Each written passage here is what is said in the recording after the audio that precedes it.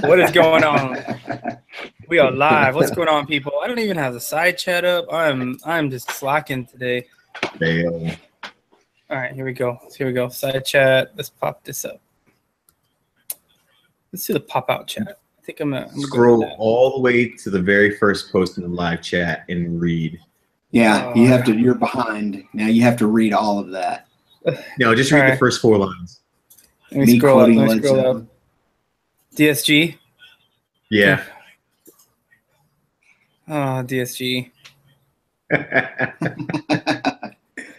Mr. Don Julio. Sap Crazy, what is going on, man? X1. Hey, guys. What is up? Allison Nicole, what's going on? It's Friday. Matt West in the house. Ride to Victory. What up, bro? Miss Peaches. Who else we got? Of course, Tim Kreitz. Will Matic. Serafina. What's going on, people? It's Friday, and we're live, and I have had coffee. I probably will have some more, too. Oh. Well, I have not, man. I'm going to try not to do the coffee thing. I may not have more than an hour or two in me tonight, but I will hang in for as long as I can, I promise. It's all good. All good. Yeah, man, I was working, haven't got much sleep, so I was like, coffee. Coffee is required. I'm trying to do the no coffee thing for a while. That's good, man, if you can pull that off. I had a very good and productive but busy week, and I was so glad I didn't have a show tonight. I've got a show tomorrow night, so I was like, oh, yeah, man, I can freaking hang out with the guys, with the other guys. Relax. Yeah, it's always nice to have you in here. Much appreciated. Yeah, what was I going to say? I swear I was going to say something. I don't recall. It's been a long weekend. Long week. I'm just glad it's a weekend. Oh, yeah. Tomorrow we're going to go do stuff and things, right? Stuff and things. Lots of it. You still working your second Yeah, I got job? it. Yeah. Is that taking its toll yet? Oh, yeah. That's why hence the coffee. And it's hard to get sleep, man. It's so hard to sleep during the day to try. It's just 2 days, but man. Oh yeah. Your body's like, fuck you. I'm not ready to sleep. Yeah, I'm right there with you. Counting, being a member of a working popular band, I technically have 2 very busy jobs right now, so I can feel it. I can feel your pain, son. Yeah. It's weird how long you can go before you just kind of give up and. Yeah, at a certain point, I found that my mind starts to give out before my body does, but then my body's not further behind. Like I just gotta crash. Yeah, it's so hard to stay focused. Like it's a nightmare. I mean, you can't get your thoughts together. Like in my case, man, I have trouble like focusing my eyes when I'm extremely exhausted. I can't read. Like I try to read something, and man, it takes forever. I'm mildly dyslexic anyway, so it takes like 3 times longer. So, man, golly. That's exactly right. You start what? I start seeing things after about like 30 hours or so. Like I feel like I start seeing like shadows of things like moving around me. The ride back from Cali Clutch. What up, Larry? All right, let's go, fool. I'm tired of yeah. What up, Red? Getting off work? He's getting off work. He's going to do a hangout on the way home while he's riding. Yeah.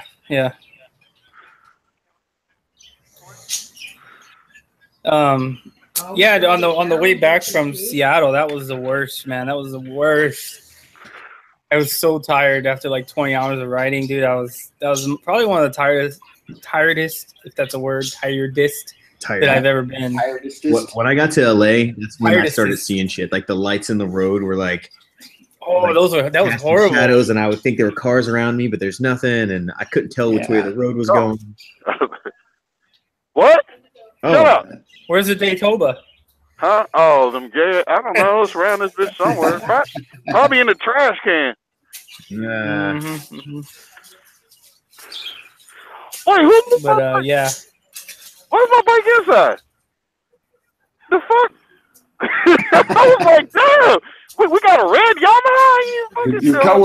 Your new coworkers are trying to sell it out from under you, man. Right? Yeah, they're like, you should probably get rid of this piece of shit. Yeah. It's all right.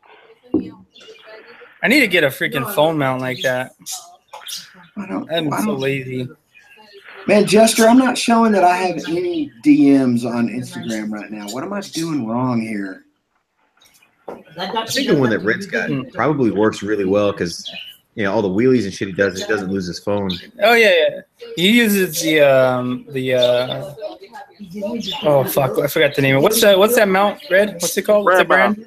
Ram mount. There you go, Ram mount. Ram mount? Ram, yeah. It's got the little thing. You got to cut it, put it into that little hole, and then you screws and expands inside there to hold it tight. It's pretty cool. Oh, there comes one.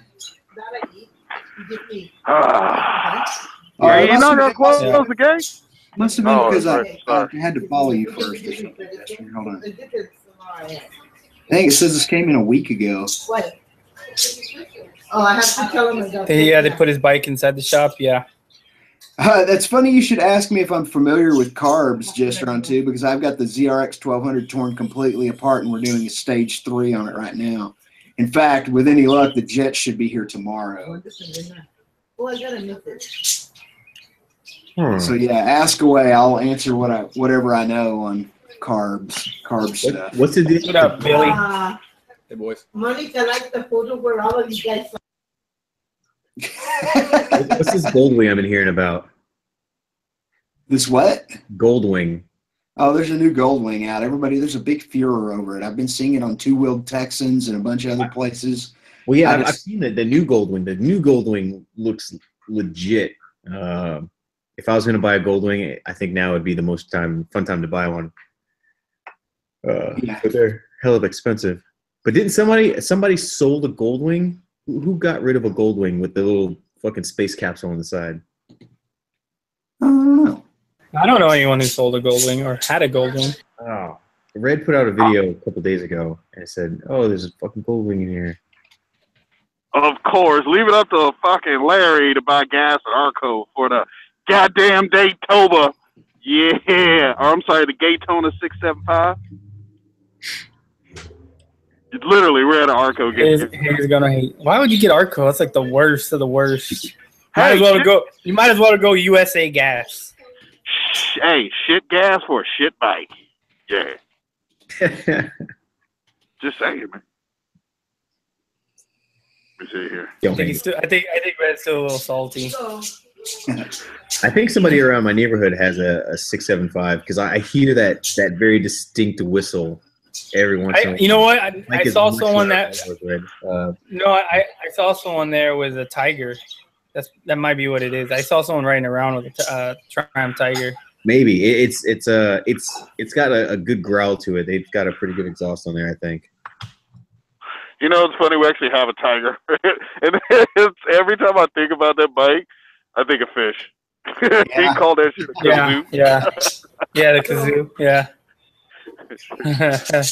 Well, I think I finally decided what my next bike is going to be, man. They finally released the Z900 RS, and it is badass. Ooh, I want to see that.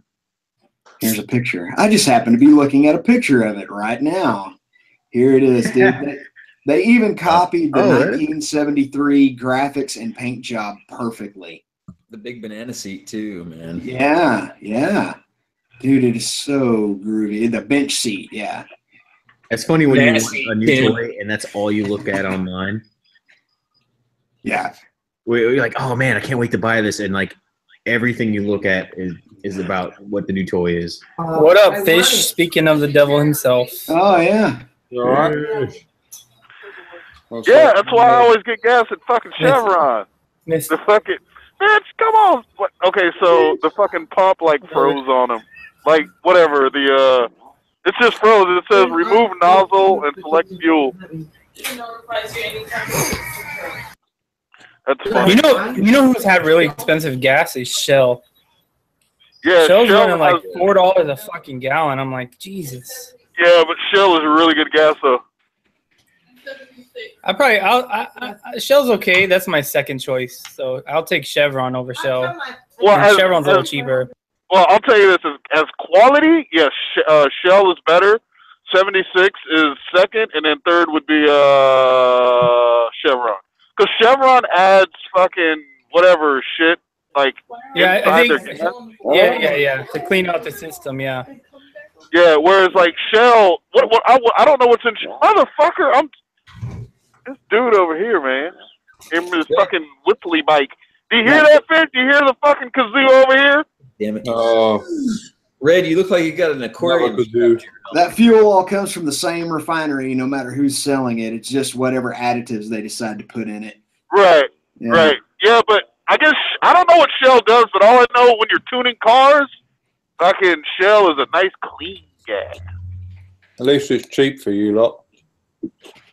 Right. Yeah. Oh yeah. I was kind of bitching today. I had to buy for $2.39 a gallon. I was like, what the hell? That okay. Right now, gas over here is fuck out the way. It's $3.59 for 91. California, man, what the hell? Dude, I just stopped looking at how much it costs. But I mean, a bike is only like maybe $10. It's like 11 or so if you're probably empty, you know. Yeah. Yeah. I only feel it when I fill up the car, and then I'm like, please stop, please stop. Yeah. Every time you fill up the car, it's the same feeling I get too. Like, oh God, why? No. Have you ever had that where you're filling up the tank and it fucking clicks and you're like, oh, damn, that's it, $28? Then all of a sudden you go back and you fucking re-click it or you restart it and it just fucking keeps going. You're like, oh God damn it. False alarm. False alarm. I fucking filled up my tank day before yesterday, and I wasn't looking at the thing because I just figured it would fill up real quick, which it did. And I looked back, $9 to fucking fill up a 3-gallon tank. Yeah. Yeah. I spent about $14 to fill up my bike. Yeah, I filled the Triumph up today, and it was $7.21. Dude, $7 is like half a tank of gas, dude, for me. I remember when I used to fill my car up for that amount. Oh yeah, yeah. I can remember when I first started driving, gas was 85 cents a gallon. God damn. Damn. It's 1986, in case you were wondering. In '93, with my Dodge, I would fucking $10, fucking 3/4 of a tank. Yeah, I remember when I drove for a little while in high school, like, or even like when I got my very first car, like for a few dollars, you could take people for a ride and like, oh, just give me like a handful of change, and that would definitely cover at least a gallon. Right. Now a fucking handful of change is nothing. I remember 89 cents a gallon in 9th grade. You remember how much? 89 cents a gallon. Yeah, I can remember 85, 86 cents a gallon when I first started driving. Was that in your Model T? Yep. Yeah, I was in my Stutz Bearcat. No, dude, that was in my Conestoga wagon. Those fucking horses. Shit. All right, let's see here if we can get this wheelie. See what's behind me. We want to see what's right behind you, or it's not a wheelie. Let's see. Oh, this fucking car just switched. That's the sound of the police. I'm about to watch Red get a ticket live. There he goes. There he goes. There's a wheelie. Yay, there it is. See headlights behind me. I was so hoping for blue lights. Nice. Not, I'm not cursing your bank account. That's actually a cool shot right there. The way the rotor was reflecting off his visor. Yeah. Oh shit! Hey, did you see the fucking airplane that just flew over? Is that what that was? Yeah. That's crazy, man. I missed that. Yeah, it's fucking LAX. You must be in El Segundo or some shit. Yeah, so if you come out of LAX and keep straight, that is Century Boulevard. I am right off of Century. So, like, I think I'm like 2.5, maybe 3 miles from LAX. For real close. Good old El Segundo. That's where I left my wallet. Who the hell is Larry riding like a fucking old man? Hurry the fuck out, dude. Hey. Old man Larry. Take it easy. Larry. He's either riding like an old man or he's trying to run into you. All right, time for my second drink. Yeah, he was in front of me, but he was doing like fucking, I don't know, 60. I just realized that with this wireless headset, I can go and get a drink and not have to do anything. Yeah. Get up and go do it. Okay, let's do that. Yeah, just don't go to the toilet. Yeah, I already thought about that, but thanks for the heads You up. gotta I appreciate it. make sure you mute us before you go in there. Yeah, exactly. Top of the pool on the hangout.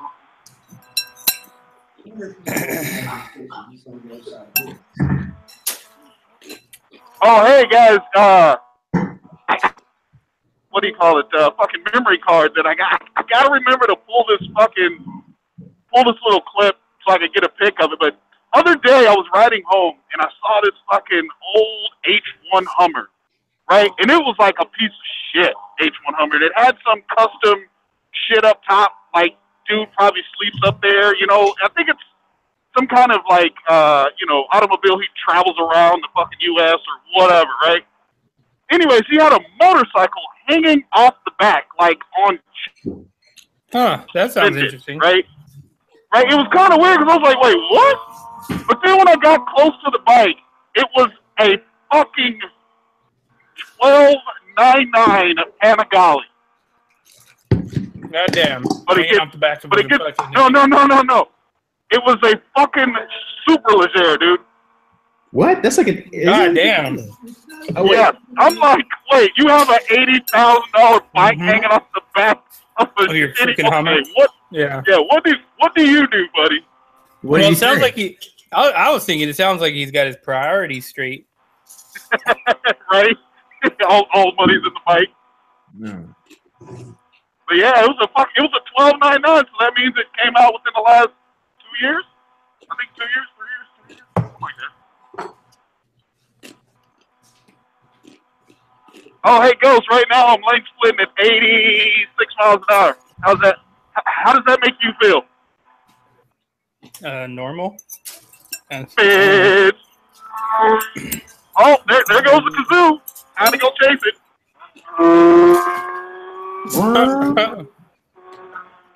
Yeah, off for the win. Oh.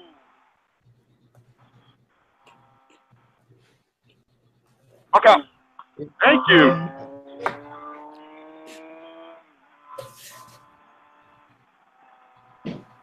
So what's new with you guys? Mr. Fish, I know you're about to pay a bunch of money in insurance, right? New insurance for moving 5 miles. Yep. What? Really? What the fuck? Yeah, they're fucking wankers. Literally. My car, change the address on my car, no problem. The address on my bike, £30 admin, and then £20 a month more they want.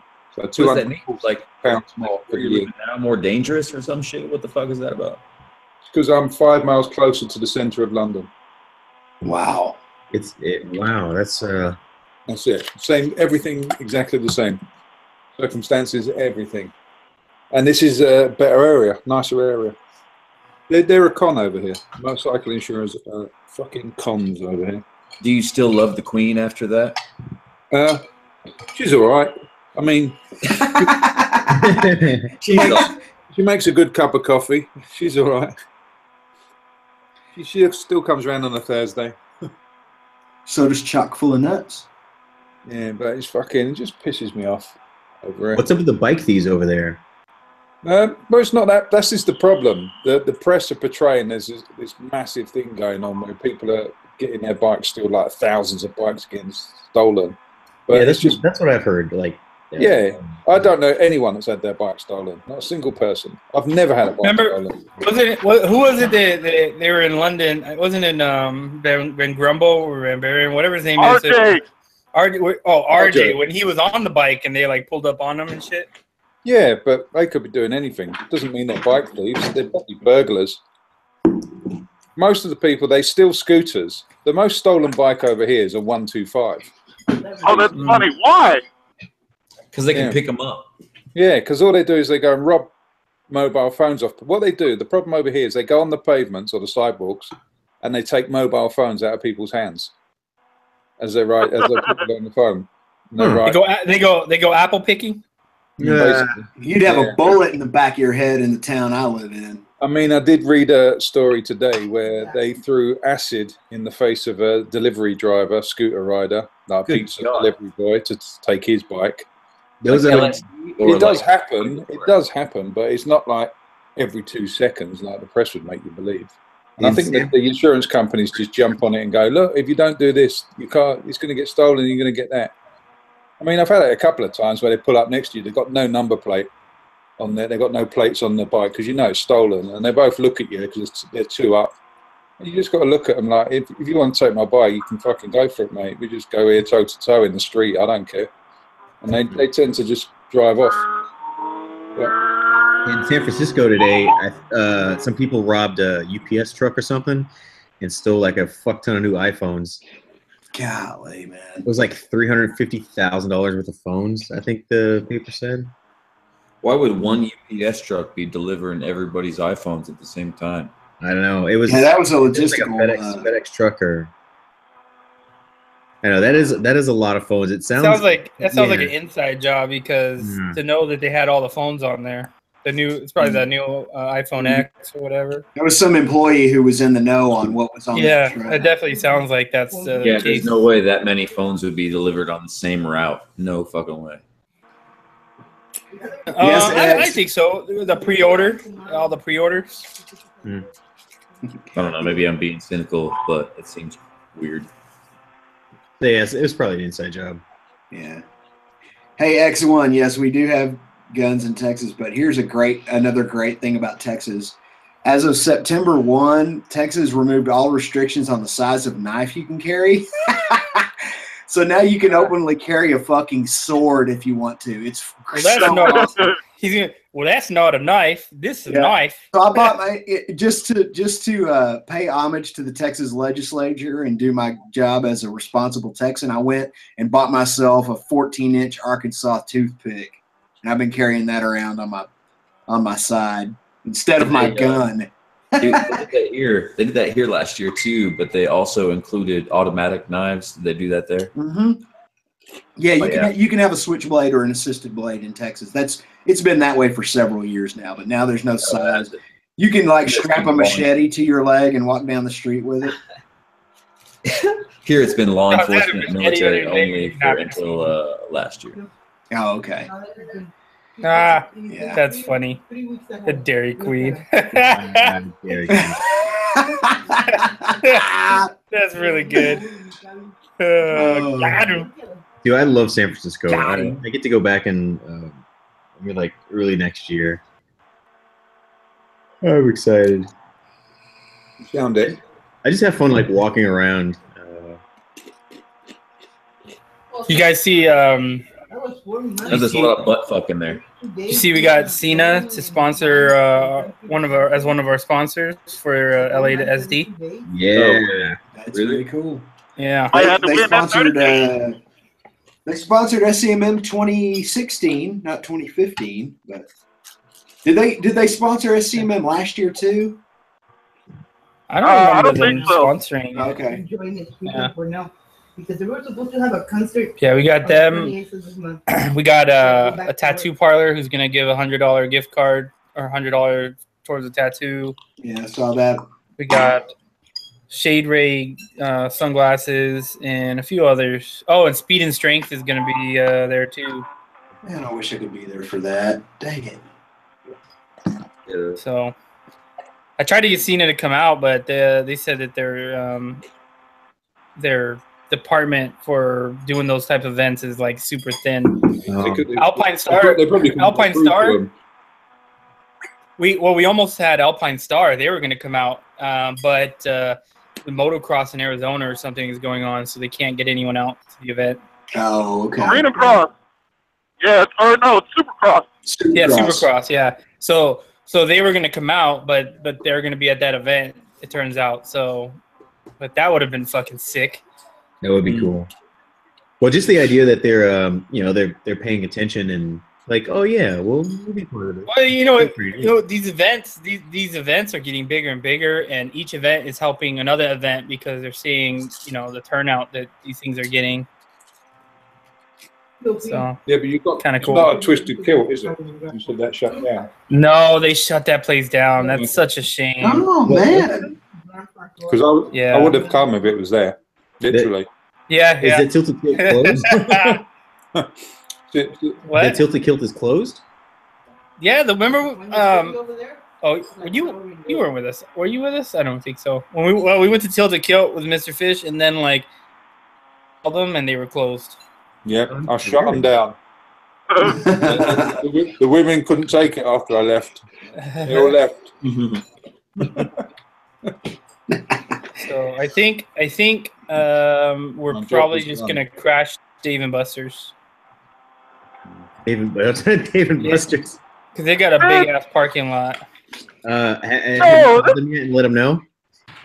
This motherfucker tried to kill switch me on the roll, y'all. Get the hell away from me. It's like my madness. What? No, I was like, where'd fucking Larry go? I looked over to my right, and he's like fucking trying to reach out and shit. Son of a bitch. Trying to kill switch me on the roll. Bro, come on. I invented that shit. Fake news. Dude, this is gonna be that 200 plus people that Tilted Kilt is on bikes. That's gonna be a bit ridiculous. I can't wait for that. The what? I had 200 people rolling in that Tilted Kilt, not Tilted Kilt, but the Dave and Buster's parking lot. Under the bridge and shit. Yeah. That'd you be get that long road right there. Huh? You got that big road right there, that long road. Yeah. Oh yeah, that's empty. Yeah.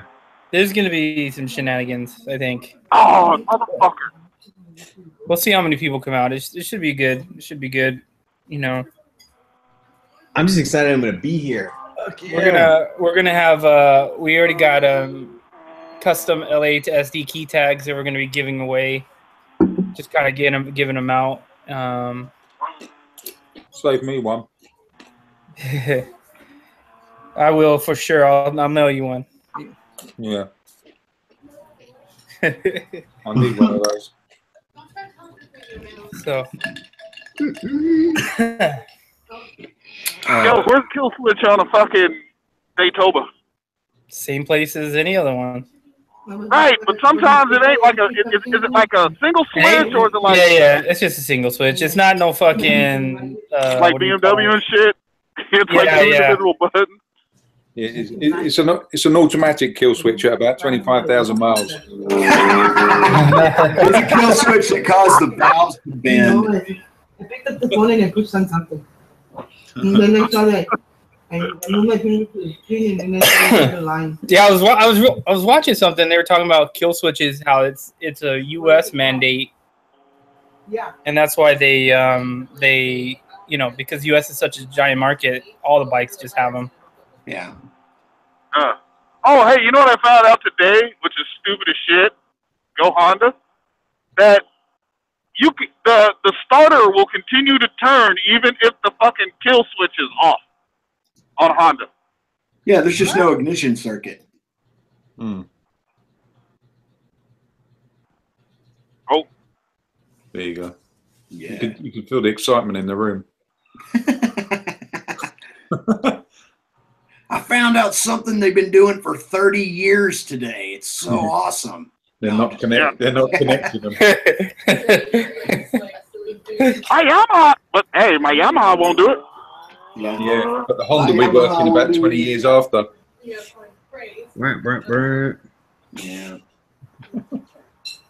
I'm so looking forward to getting this DRX put back together. It is going to be so freaking fast, man. Are you putting a lot of hours into that thing? Yeah, I've sort of scaled back on my grandiose plans, and I think we're just going to go stage 3 with an airbox, obviously with an airbox delete, and we're going to do some tuning. But I originally on Instagram, when I posted the picture of it all torn down, or when I was first tearing it down, I said we're going to do cams. But the more I've thought about that, I don't think cams are the thing to do. That bike is bastard fast as it is already. And Wait, so what bike? My ZRX 1200. Oh, okay. And so I think what we're going to do is I'm just going to stick with some tuning and the stage 3 and pods, get rid of that air box, go with a open crankcase breather, and then do a few other little things to it and see how it runs. And then after that, if I decide I want to retune and put some ZX11 cams in there, I can do that. But as of right now, I think I'm being a little bit too ambitious. I don't want to be without it for too much longer. Like by the end of next week or maybe sometime the week after that, I want to have it all put back together again and be writing it. So if I do the cams and the top end stuff, man, it's going to start to get, it's going to take more time. And then you've got to dick with, all the stuff that comes with taking the top end of an engine apart. And I don't know if I want to do that. YOLO! I know. But man, I've had that bike for a long time, and I don't want to go too far with the first major set of mods I've done with it in 13 years, Yeah, that is. But if you take apart the engine, you can look inside, see what the hell is all hooked up. Well, yeah, I do. I get to look down inside there every time I pull the carbs or do a valve adjustment or anything like that. I know kind of what the inside of the top end looks like. It's still healthy. It still looks like a brand new engine in there. But I think that it does have some age on it, and it does have some miles on it, and cams may not be the thing to do at this point. But we'll see. I get that stage 3 all set up in there, and it runs so good, and it gets good to me, and I might want to start drag racing again. And next thing you know, I'll go ahead and dump the cams in there too. So we'll see how it goes. Kenny, you are an asshole. I didn't get you as bad as Roy. Roy, dude, Roy running across the highway. We were going to the Long Beach IMS show last year, and we pulled up at a gas station. It's a 4-lane. It was 4 or 6 lanes altogether between like the two both ways going, and they started like kill switching each other. And Kenny took out Roy's keys and threw them completely across the street. Yeah, across like 3 or 4 lanes of traffic. And then the light changed, and he had to run across while his bike was stuck there. Oh, jeez. Yeah, Roy thought he was going to kill switch everybody, like the whole row of bikes. And I'm like, man, fuck that. So I got off, went and grabbed his key, fucking tossed it in the road, and kept trucking, dude. I got stuck at the light, and it was still pretty funny. I made a video of it on my YouTube channel if anyone wants to check it out. That's justice, man. That's proper justice. Yeah, it was proper justice. No, he threw those shits far. I was like, damn. He thought it went over that fence. Yeah, and then at SCMM, he freaking did it to me and threw right in front of my bike. I was like, son of a bitch. Dude, that's the best. But, well, we lost Red. He must have lost his connection. He must have gone in roaming mode on his R6 was probably going too slow for the 4G. He hit 55 and went back in time. Yeah. If you go to a hangout of about 2 years ago, it'd be on that one. Oh man, Kenny is such an ass. Boris. Yeah, Boris said you're an ass. What up, buddy? It seems to me like you just did what the universe commanded at that point in time. It was required. Yeah. You love me. I'll be right back. I'm grabbing a beer. Beers. I'm having a rum and coke. I had a beer earlier. I went and met a dude at a pub who is interested in becoming a Freemason, and we had a beer or two and talked about things. Sponsoring him? I am going to sign for him. Yeah, he's a real good dude. But I'll tell you guys, any of you guys who are interested in becoming Freemasons, don't petition right before the holidays. Oh yeah. Don't even bother, man, because you're not going to even get voted on probably until after the first of the year. That's one thing I was telling them. I was like, you may not hear from us for a while, and that's, don't take it personally, but man, the holidays are coming, and it is so difficult to organize anything during the holidays. We do our holiday charity stuff, and that pretty much takes up, all the extra time that we've got outside of regular lodge meetings and doing degrees and initiations and voting and balloting and all that stuff, man. It kind of, we have to kind of de-emphasize that stuff. And we can still do the balloting and the voting, but when a guy petitions for Freemasonry, you have to sign an investigation committee. He has to have all of his background check stuff and all that. And man, that takes a lot. It takes at least 3 guys to do that and a lot of time. So I was just like, man. What exactly do Freemasons do? Because I think, you know, there's like that weird, what do I call it, like a stereotype of people like, oh man, some kind of like crazy secret society or something. But yeah, so we're not.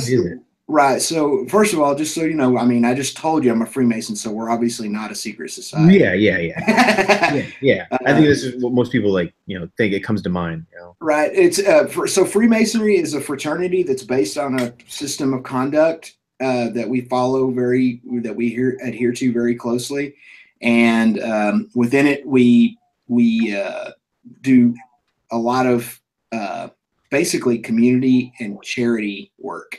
So have you heard of the Shriners Hospitals or the Scottish Rite Hospitals? That's all done by Freemasons. All the Scottish Rite and all the Shriners are all Freemasons.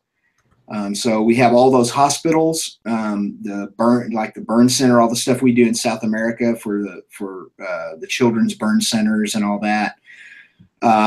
We do in Texas in particular, we put together massive scholarship funds. So like we have what's called the Mirabeau B. Lamar Award in Texas, where we give hundreds of thousands of dollars in scholarship money to really good students every year for college.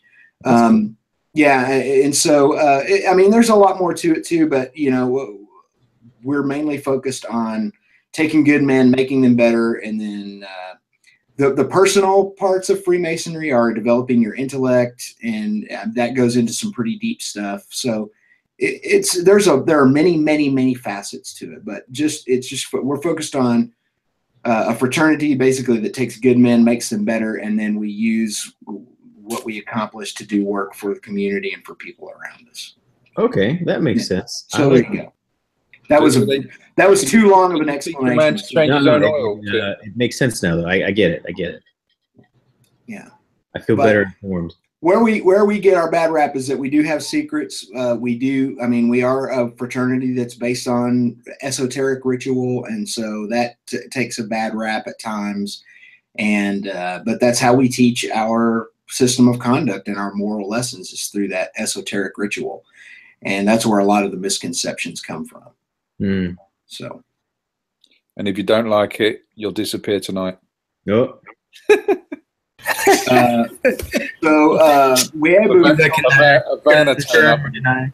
So here's a perfect example of how Freemasons do good things for the world. The ultimate Weeaboo said that he was born with a cleft lip, and it was fixed by the Scottish Rite Hospital. And my guess is that they didn't charge you a penny, didn't charge your family a penny for it. We Freemasons paid for it. So that's the kind of stuff we do. Thank you for telling me that, by the way, Ultimate. I didn't know that. And your dad's a Shriner as well. Well, good. I'm glad to know that. So very, very cool. I always love hearing those stories. Yeah, I never knew it was. I just thought it was a bunch of like people walking around in crazy robes chanting and dungeons and stuff. No, that's Ghost after about 4 beers. Yeah, pretty much. Walking around in robes. Why you gotta bring that up? Why you gotta bring that up, Fish? Why you gotta bring that up? I just thought I would. You wait till I bring out the video of when we went for a ride. I've chopped it up, so because we had the Senas on, you can only hear me. You can't hear the whole conversation, so you only hear my replies to what's going on. So I've done a whole video just chopping it up of what I said, so you have no idea what the conversations what's actually going on. Yeah. There's donkeys mentioned, bikinis, prostitutes, lap dances. Oh my God! I have no idea what any of the conversations were about. It's only like 1/3 of the people talking. Danny, you or Boris, so I just chopped it all together. I mean, I can send you all the footage. It might take a minute, but that's a lot of work to go through the audio. I'll put music to the mountain one. But yeah, that's the problem with the Senas. If you don't have it on audio, if I can't hear the audio, then it's completely useless to me. You know what I mean? So I'll have to. Not to me. It works for me. Yeah. I've got all the audio. Yeah, but you don't have to waterproof everything like I do. But no, it comes waterproof. Let's do a Broadway play called Biker Baritones. We all sing and stuff. It'd be a musical. We do rocket kicks. What? Yeah.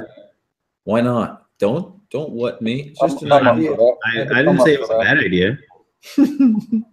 I'll well, I don't know if I'm flexible enough to kick my legs like that. Can we dance as well, Billy? Yeah, man. Like Fish's balls would probably flop out. I know he's got a long. Yeah. Fucking St. Pierre's fighting again tomorrow. I didn't even know he was coming back. I can't believe he's fucking gonna be fighting Michael Bisping. That's gonna be an interesting fight. Tomorrow night? Yeah, this tomorrow night. Him, St. Pierre versus Michael Bisping. Mm-hmm. Interesting. I wonder if my brother's gonna get that fight. Is it pay-per-view? Of course, yeah. I mean, yeah. Sometimes they'll. Hey, if you're gonna go watch it, man, I'm not gonna take a laptop. We could do a private hangout. Oh, You do a That's how we did broadcast. Yeah, private rebroadcast. That's how we did. That's how we did. What's it called? McGregor versus Mayweather. Mayweather, yeah. Kenny had it. Well, that was a hell of a fight, man. I don't know how I feel about it even after all this time. Well, I mean, the thing is, Amin Bostepi told me one time, never wrestle with a wrestler and never box with a boxer. You'll lose every time. And that's kind of what happened, man. It's nothing against McGregor. In fact, I have the ultimate respect for McGregor for even stepping into the ring and trying to box with such an experienced boxer. Oh, yeah, true. Yeah, that part of it I liked. I think for his amount of money that they were making, like I thought it was going to be better. Yeah. Well, it went exactly how it was supposed to go. Yeah. It wasn't bad though. McGregor held his own a little bit. The only disappointment wasn't. I say the only disappointment wasn't. It should have been a 2-match bout, one in the ring and one in the cage, and then it'd be even. Yeah, but here's the thing, though, and I tend to agree with that to a degree. I mean, I think that's a good point. But the whole thing is that Mayweather is smarter than he seems, and he would never, ever, at his age especially, try to step into the octagon in freeform fight like that. He would never, ever do that. No. Yeah, and he would be a fool to do that because McGregor then can fully unleash and whip his ass. Yes. I mean, he knew in the boxing ring. He knew in the boxing ring, McGregor's only got a few rounds in him, and then he can just take it out. Right. Dude, he tried to do it a couple times, like fucking head slams and knees and shit, elbow. Yeah. Right. He's like, oh, sorry, I forgot. Yeah, it was like watching Tyson. Yeah. Yeah, and that was the whole thing. You could tell that McGregor was struggling to stay within the constraints of the rules. Yeah. And you knew that Mayweather's, McGregor has always had a problem with stamina, and this isn't a 5-round fight. It's a fucking 12-round fight. Yeah. So, Mayweather had a good plan. Just string the fight out and get it out past 5 rounds, and he's going to be done after that. And that's pretty much what happened. And if you notice, he also kept giving McGregor his back. Yeah, kind of hoping he'd bite on that. Which he didn't. Yeah, that was kind of chicken shit. Actually, I didn't think Mayweather needed to do that. So Mayweather, even at his age, had the clear advantage just because he was fighting in his domain, in his style, with his rules. So, but at the same time, it was McGregor with his big fucking mouth saying, fuck the Mayweathers, and all that stuff. Hey, it got him $1 million. Yeah, and he was like, I can fight anybody in any style, anywhere, and win. No, apparently you can't, McGregor. I mean, you're a great fighter. He's taking it to the bank though. Nobody. Let me tell you something. Nobody lost that fight. You know what I'm saying? Nobody lost that fight. Yeah, they probably were backstage, fucking breaking wine, being like, "Oh man, that was awesome. Good job." Yeah, Mayweather's like, "Remember when I was talking all that shit? That was funny, right? Here, let's have a beer. Here's $100,000 Rolex." Yeah. So yeah, but that's that is what it is. I enjoyed the fight. It was just as a guy in his 40s, it was great to see a guy in his 40s kick ass. You know what I mean? Oh, yeah, I agree. It was satisfying to me. What up, Defoe? What up, Defoe, bro? How's it going, man? Welcome to the chat. I would have jumped in that ring for $100 million too. Oh, hey, Defoe, why don't I just send you a link? Get my ass kicked for a couple million. Sure. Yeah, you mean I'll take half of it. I'd be happy with half. Yeah, dude, I've got my ass kicked for much less. No, me too. Yeah. I'll trade you your shoes for an ass whooping. I got my ass kicked by a kid twice my size for defending a girl who hated me. How stupid is that? I got my ass kicked twice by a girl that hated me. Tim was in the friend zone. That's what I hear. Yeah. She just wanted to be friends, man. I was trying to impress her. When I was in middle school, I had a girl push me down the stairs at school. That was fucking embarrassing. Defoe Facebook. You sounded very popular. No, dude, I was a fucking huge nerd. I'm still a huge nerd, but at least I can defend myself now. Aren't you glad that cell phones and fucking all this shit wasn't around when you were a kid? Oh no, dude, yeah. Oh god, it would have been bad. I know. Never Indian fight an Indian.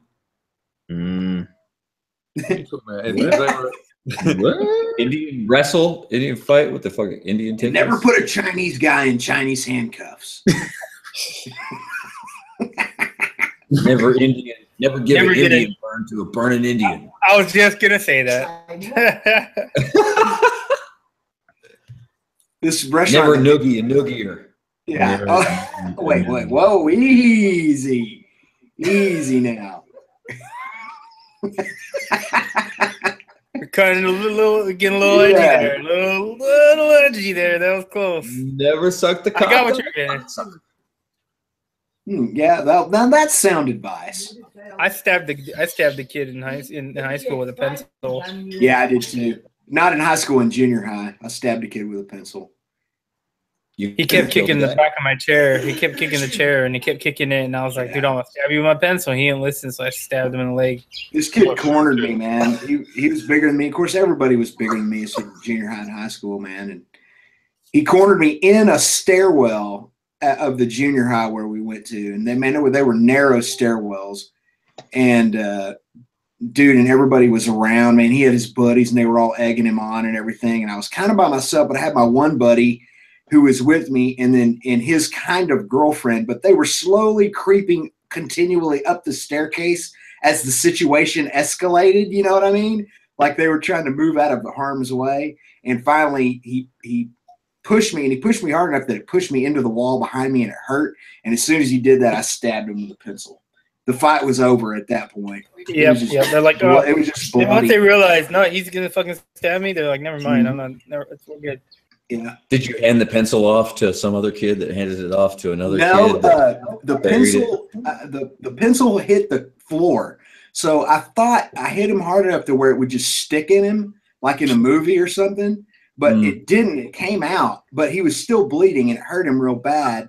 And I thought, man, he's going to swing on me now, man. I really made him mad now. So I started getting ready to run up the stairs, but, man, he was not fighting at that point. He was like, argh! And everybody's like, the guys behind him didn't know what was going on initially. They thought I punched him. And they were like, punch him, kick his ass. Dude, and he was like, no, you don't understand. I'm freaking stabbed. And then Texas passed a law, so now you can carry any size pencil you want. Right? Big chief. God. Any size pencil? No, I got in big trouble for that, man. You got them fully automatic erasers. Yeah. No, I got in big trouble. Carry pencils in Texas. They called my mom. I had to go home from school that day. I had to explain to the principal, and I actually made up a really good lie. I told him I was so scared I didn't know what I was doing. I was just trying to punch him, but I had the pencil in my hand and it stabbed him. Wasn't that great? Yeah, that's actually pretty good. Yeah. So you could have said, I was just trying to make a point. But in my mind, I was thinking if I had a knife, the motherfucker would be dead right now. The pharmacist is also your ass full of lead, graphite. Yeah. Yeah, I was using the ultimate softball ammo. You get graphite poisoning. The ultimate wad cutter. Wad cutter. That's what we call plain lead bullets in Texas is wad cutters. With no metal jacketing or no hollow point or anything, just a lead ball. We call those wad cutters. I don't know why. I have no idea why they're called that. Sounds kind of dirty, actually. Yeah, that's what I was gonna say. As soon as you said wad cutter, I thought of like, is that a pet name for stripper? Ladies and gentlemen, next to the stage from Birmingham, Alabama, wad cutter. Yeah. I will tell you this though, that was kind of a defining moment for me. Shake your wad cutter. Yeah, because I think that happened in 7th grade. In fact, I know it happened in 7th grade. And in 8th grade, nobody really messed with me that much. Even though I wasn't the biggest kid and I was kind of a geek, you know, as you might imagine. I didn't really get bullied that much after that because word got around that Tim Kreitz will stab a motherfucker. Tim Kreitz will make sure your blood is on the floor of the stairwell. Huh. Never mistake my kindness for weakness. That's the rule of that little thing. That's kind of followed me throughout my life. But I digress. I ain't never stabbed I'm a peaceful person. I don't like violence. I like to have fun and get along with people and make friends and have good times. That's what I like. And then stab them. And then stab them later. Yeah. And stab them when they fail to repay a loan. But it's a friendly stabbing. Yeah. It's not a vicious one.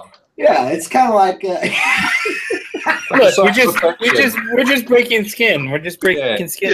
Yeah, just a couple stitches. You know, we're just playing. We're playing. Like fist bumps, but with blood. Yeah. Yeah. Fist bumps with blood. I know who played open chest. I know one of you guys. Oh God, open chest. Yeah, I remember that game. Wait, what?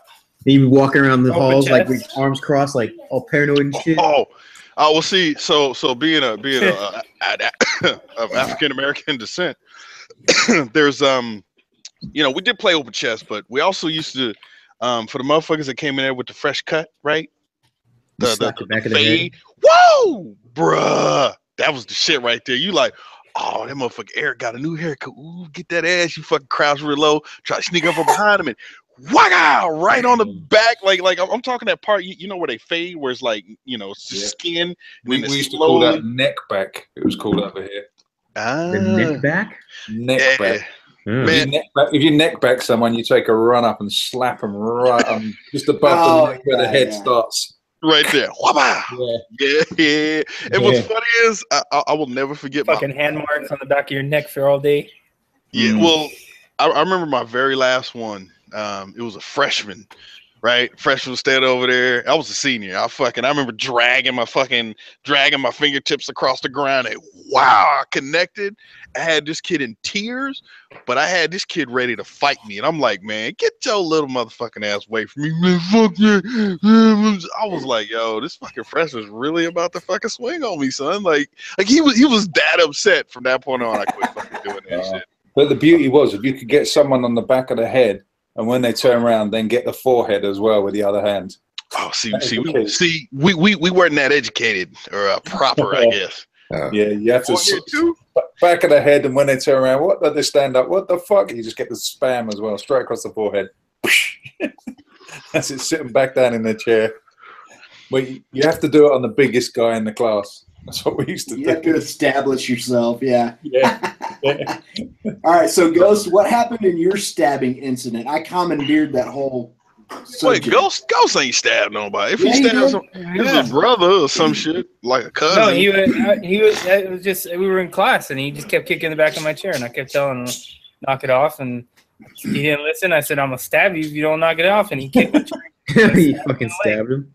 Yeah. You even how old were you? 27. That was probably, I don't know, so probably like during 17, recession? 16, 17. Wait, you stabbed him up? Get out of here. Wow. I remember his face was like, I remember he, you know. Wait, where'd you stab him? Where he kept kicking my chair. He had shorts on. Oh, you stabbed him in the leg? Yeah. Yeah, his face was like, I can't believe you just did that shit. And he was like grabbing his leg. Yeah, you got to like I can't imagine you doing that. Like, I didn't even break my leg. Everyone stabs someone in school. I think it's You know what's fun? No, up. I've never. I'm sorry.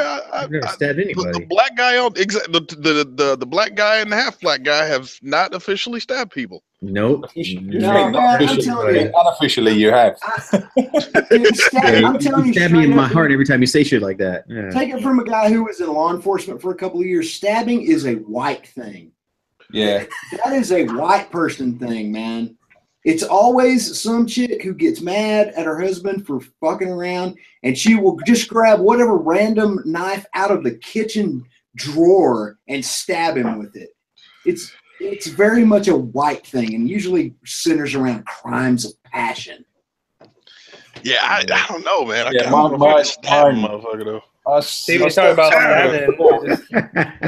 school, they were stealing my fries, so I put a fork through their hand. That was it? Wait, was it a plastic fork though? Pardon? Was it a plastic fork? No, metal. Stainless steel. What the fuck is wrong with y'all, man? Keep y'all your school had metal forks? Fries. That doesn't happen. Dude, I didn't have metal forks at my school. Yeah, I had plastic. We had plastic. You know. Wait, hold on. But which plastic forks did you have? Because there's two major types. You have the time. Wait for it. No, well, not. No, I'm talking about actual fork. So you have the plastic that will break if you put too much pressure on it. Then you have the other one that'll just bend like a motherfucker. Oh, we had the bendy. Break. We had the bendy.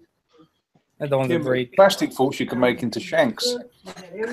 See, why are we still talking about what up, Bongo Fury? All right, but the silverware, the plastic we did have. You ever play that game where you like try to break the spoon? You bend over. How'd you break it though? In someone's ribs? No. Yeah. That sounds very Londonish. Yeah, I got stabbed. I got stabbed in the arm. Like that spoon, pencil breaking game. Man, I'm sorry, Kenny. I'm still hung up on the stabbing shit. Like, goddamn. I think there's like a whole part of the, I missed out on something. You're not even going to talk about it. It's good. They stop fucking with you when you do that. Because from what I'm understanding, because I'm pretty sure, Billy, you've probably stabbed a motherfucker or been stabbed, right? I'm pretty sure. I don't know what you're talking about. Billy probably got stabbed by a monkey on the trampoline. By a dwarf. I was stabbed by a tiger once, and then monkey in the butt. See? Yeah. A gorilla I think that right there. Never stabbed anybody. Yeah, I've never seen somebody stabbed either. Like, the only time I've ever hurt anybody is in a fight. I've never stabbed anybody, but that's good because I ain't never stabbed anybody either, Billy. Well, I didn't. Mine wasn't really a stabbing; it was more of a warning. It was like whatever you need to tell yourself, sir.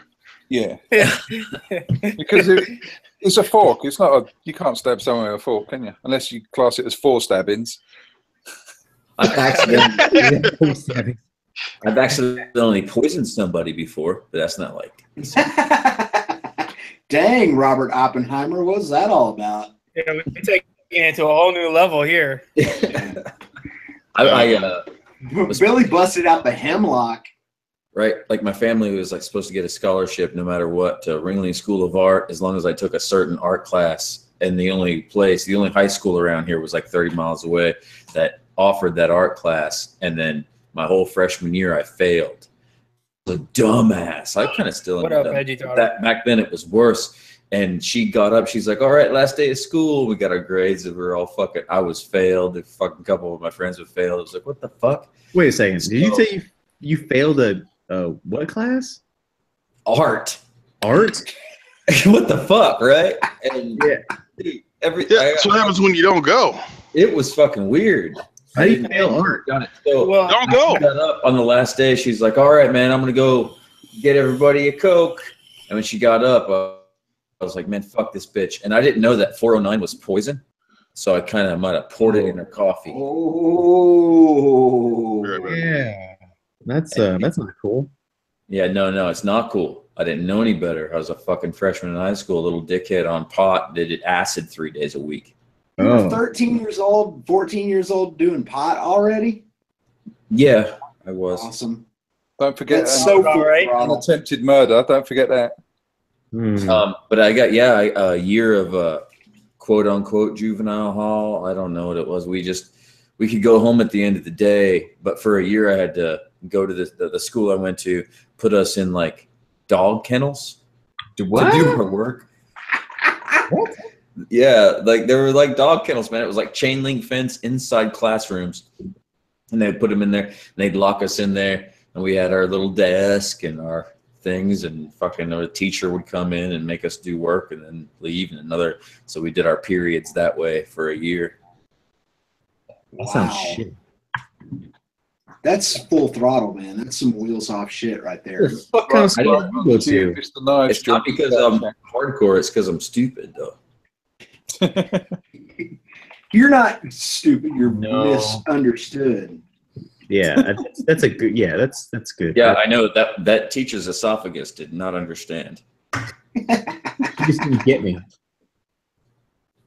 Oh my god, that's a story. How many of you guys are old enough that you got licks in school? No, I never got hit in school. I only got hit by the other kids. That's. Yeah, I got paddled. Yeah, come on, dude. I think everybody is old enough for corporal punishment. I got paddled. I got the slipper once. Yeah. And then I got the slipper again for saying to the headmaster, "Who the fuck brings slippers into school?" That's awesome. That's worth a few licks right there, man. I think the question is, whose principal or headmaster had a cricket stick for a paddle? Oh, well, obviously, probably most of the British ones, but the time I got licks was in 8th grade, and it was the assistant principal who gave me the licks, and I really liked him. It was Mr. Radcliffe. I still remember his name. So that's what you gotta tell all your stories here, buddy. I know, man. Am I telling too many stories? Dude, No, you said no one got it. You said I really liked him. Oh, never mind. Oh, sorry. Over his head. Never mind. All right, continue. Yeah. Anyway, so I went in. And what reminded me of this story was Billy talking about art. I was acting up in art class, is when I got licks. I can't remember what I was doing. I was being a dick, I'm sure.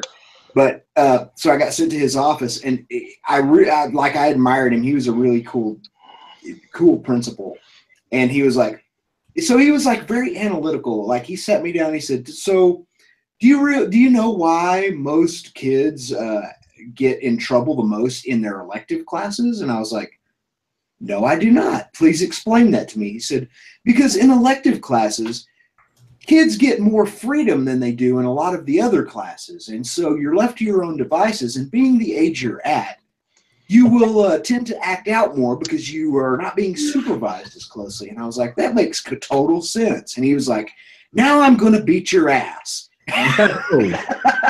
And he pulled out this thing that did look a lot like a cricket stick, but it had holes in it. They were apparently velocity stacks of some kind. I don't know. Professional ass whooping tool. Yeah, it was a professional ass whooping tool. And I got 3 licks, and they were the worst licks I ever got. And then get this, he called my mom and told me that they said he may have some marks on him because I gave him 3 licks. And she was like, "That's just fine. Do you need to give him any more?" And he was like, "No, he's just fine." And so then when I got home, I got 3 more licks from my dad. Hey, wait. Could you imagine what would happen right now if a teacher paddled a student? Oh my gosh, man, the world would be such a better place. They'd probably be in jail. We'd probably time travel at that. Yeah, they'd be that teacher would be given the death penalty if she gave it. No shit, be ready to hang that. Bring back public hangers.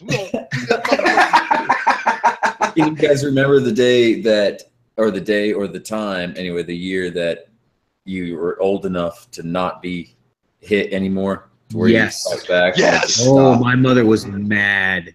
Oh yeah. So all right. So me and my mother, we haven't talked in like a good decade or so. She was extremely mean person.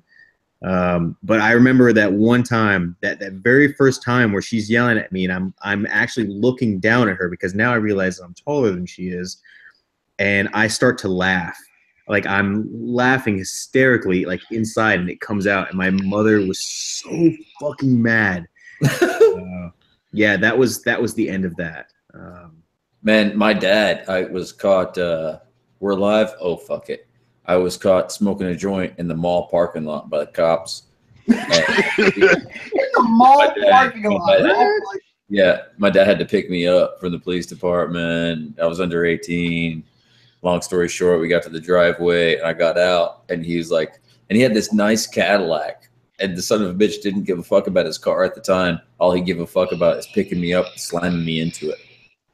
So, like after about the 8th time he did that, I was like trying to run into the house, right? He kept grabbing me by the arm, slamming me into the fucking caddy.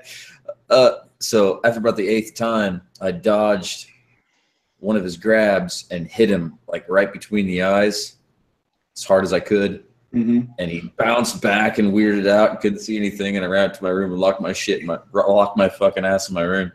And the next morning when I came back downstairs, I had blacked both of his eyes out. Oh, dude. Really? That was it, man. We never fought again. Yeah. Wow. Your stories are always so much better than mine. My Stop scoreboarding it, dude. No, man, my family are assholes. Your family is awesome. Look at it that way. Look down on me. I'm just kidding. No. Yeah, this is what I've learned, man, is that when we're coming up, we all have to deal with our own bullshit, like our own emotional problems. Some of us, you know, we have to deal with the emotional problems of our parents. I had to deal with the emotional problems of my parents too, even though I had good parents, you know, but I had to deal with my mom's emotional problems. What it comes down to is we're all fucked up in our own ways, you know. Like we all have our own type of neuroses. We all have our own things about us that emotionally are unstable. None of us are, and our experiences shape that, you know, to one degree or another. And if you can come out of that and be a somewhat normal person in this world, in this day and age, and still do right by people after all that, I think you can call yourself a winner in life. Yeah. I'd say you're right. Yeah. Life is hard. I'm a wiener.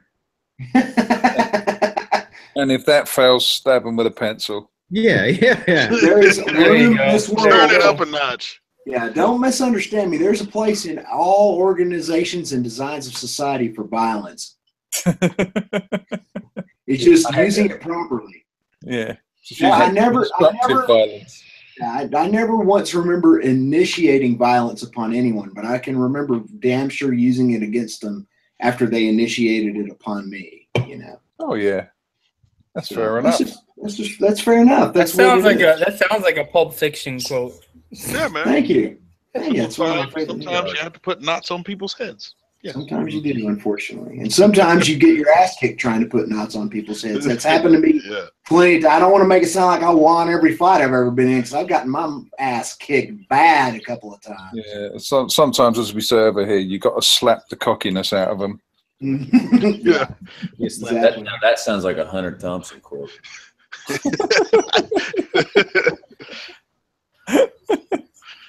Only in your mind. My lawyer wanted to slap the cock out of him. Cockiness, not just the cock. There was no cock slapping involved. All right, so since we're kind of bordering on the touchy-feely, I want to tell you guys something touchy-feely. Uh-oh. Okay, so don't judge me on this. You're welcome. Oh, damn. I did the best I could with what I had. So I was getting ready to leave for the office this morning, and I walked outside, and it was kind of cold this morning. I was going to ride, and I thought, no, you know what? I got to come back home. I had to come back at home because I had something I had to do at home at lunchtime. And so I thought, well, I'm going to come back home at lunch, so I'm going to just take the truck to work this morning, and then when I come back at lunch, I'll ride back this afternoon. And so I walked out to my truck, and underneath my truck, underneath the driver's side wheel, is a little puppy. Oh. What? I mean, like the cutest little puppy you've ever seen. A little black puppy with little white splotches on it, a little boxer puppy. And it was just a miracle in and of itself that I saw the puppy underneath the tire, leaning up against the tire underneath my truck. And so, man, I had to coax this little puppy out, and first she wouldn't come to me, and then finally she came to me, and then once she did, she wouldn't leave my side. She was following me everywhere. She had no collar, no nothing. Man, it's 7:30 in the morning, and I'm like, God, what do I do now, man? I gotta go, So you have a puppy now?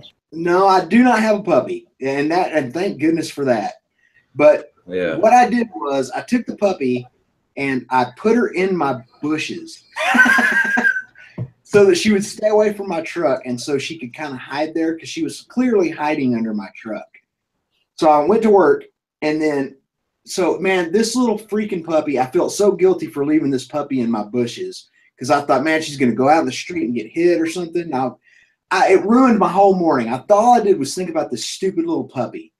And so I called my wife, and I was at her office, and I was like, sweetheart, was there a puppy in the front yard or in the driveway or in the bushes when you left? And she was like, no, I didn't see one. So I told her the whole story.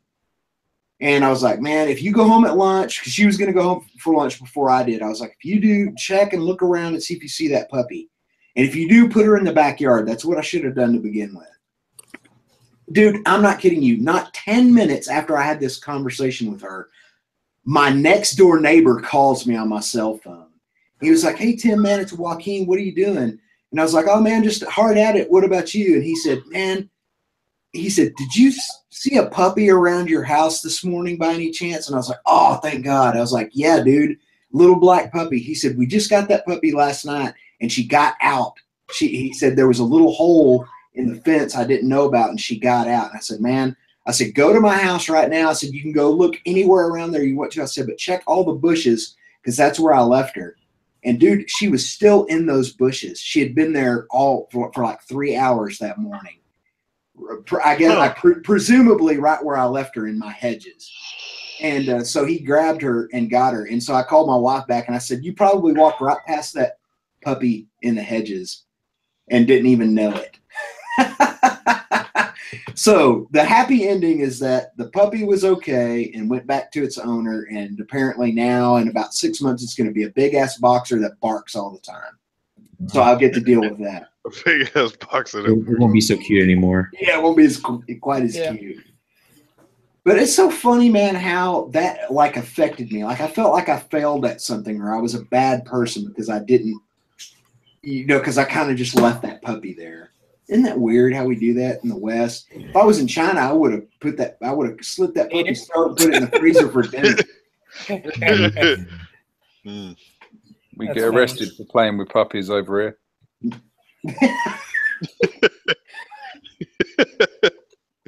I'm going to assume that's a double entendre of some sort. It's called sexual harassment. Mm-hmm. It's another no, word. You don't call them puppies over there. You call them birds, right? Call them breasts.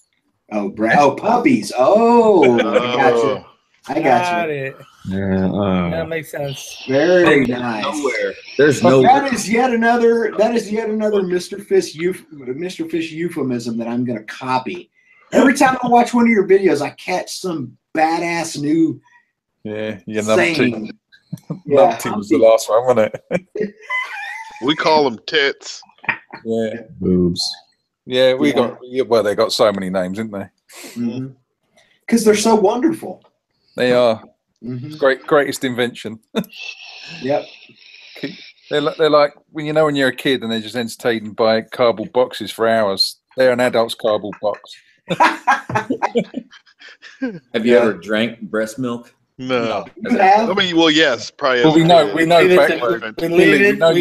it to Billy. He doesn't even have to state it. We know that without even saying it. Had a breast milk popsicle. I'm just asking if you guys have tried it since you have.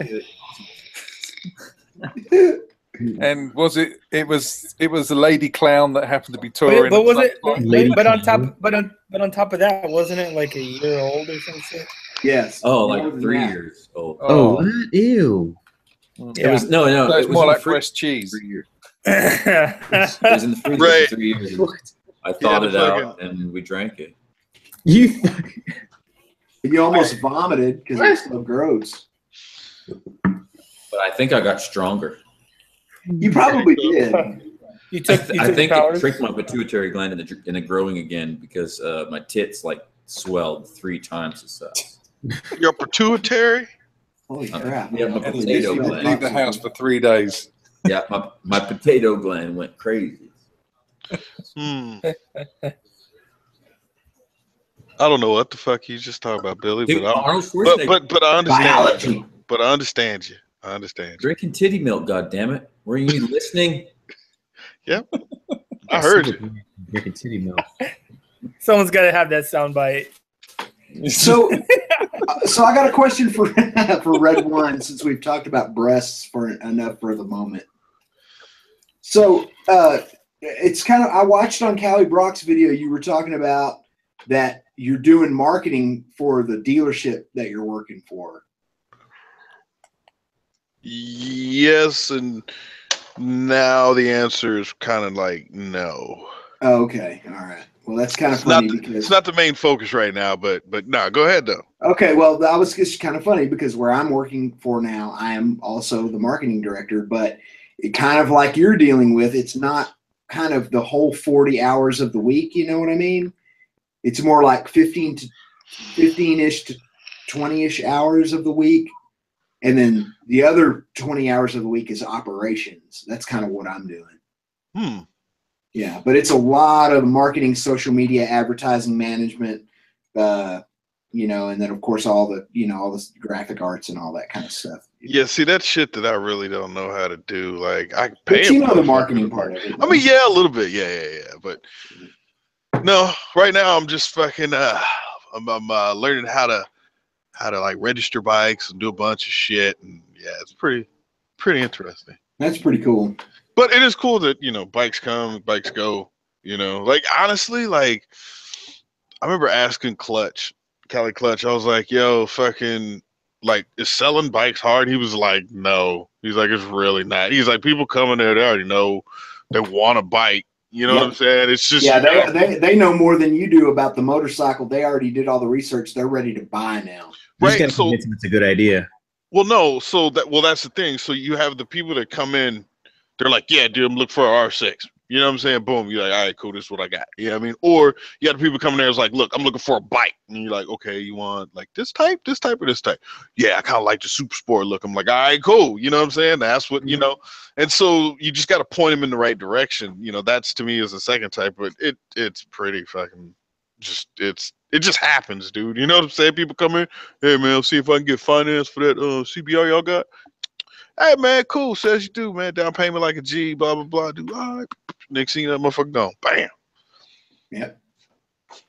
Like, not that hard. Now I wonder, like at bigger fucking dealerships. You know what I'm saying? Like those big mega, like Ghost. What would it be?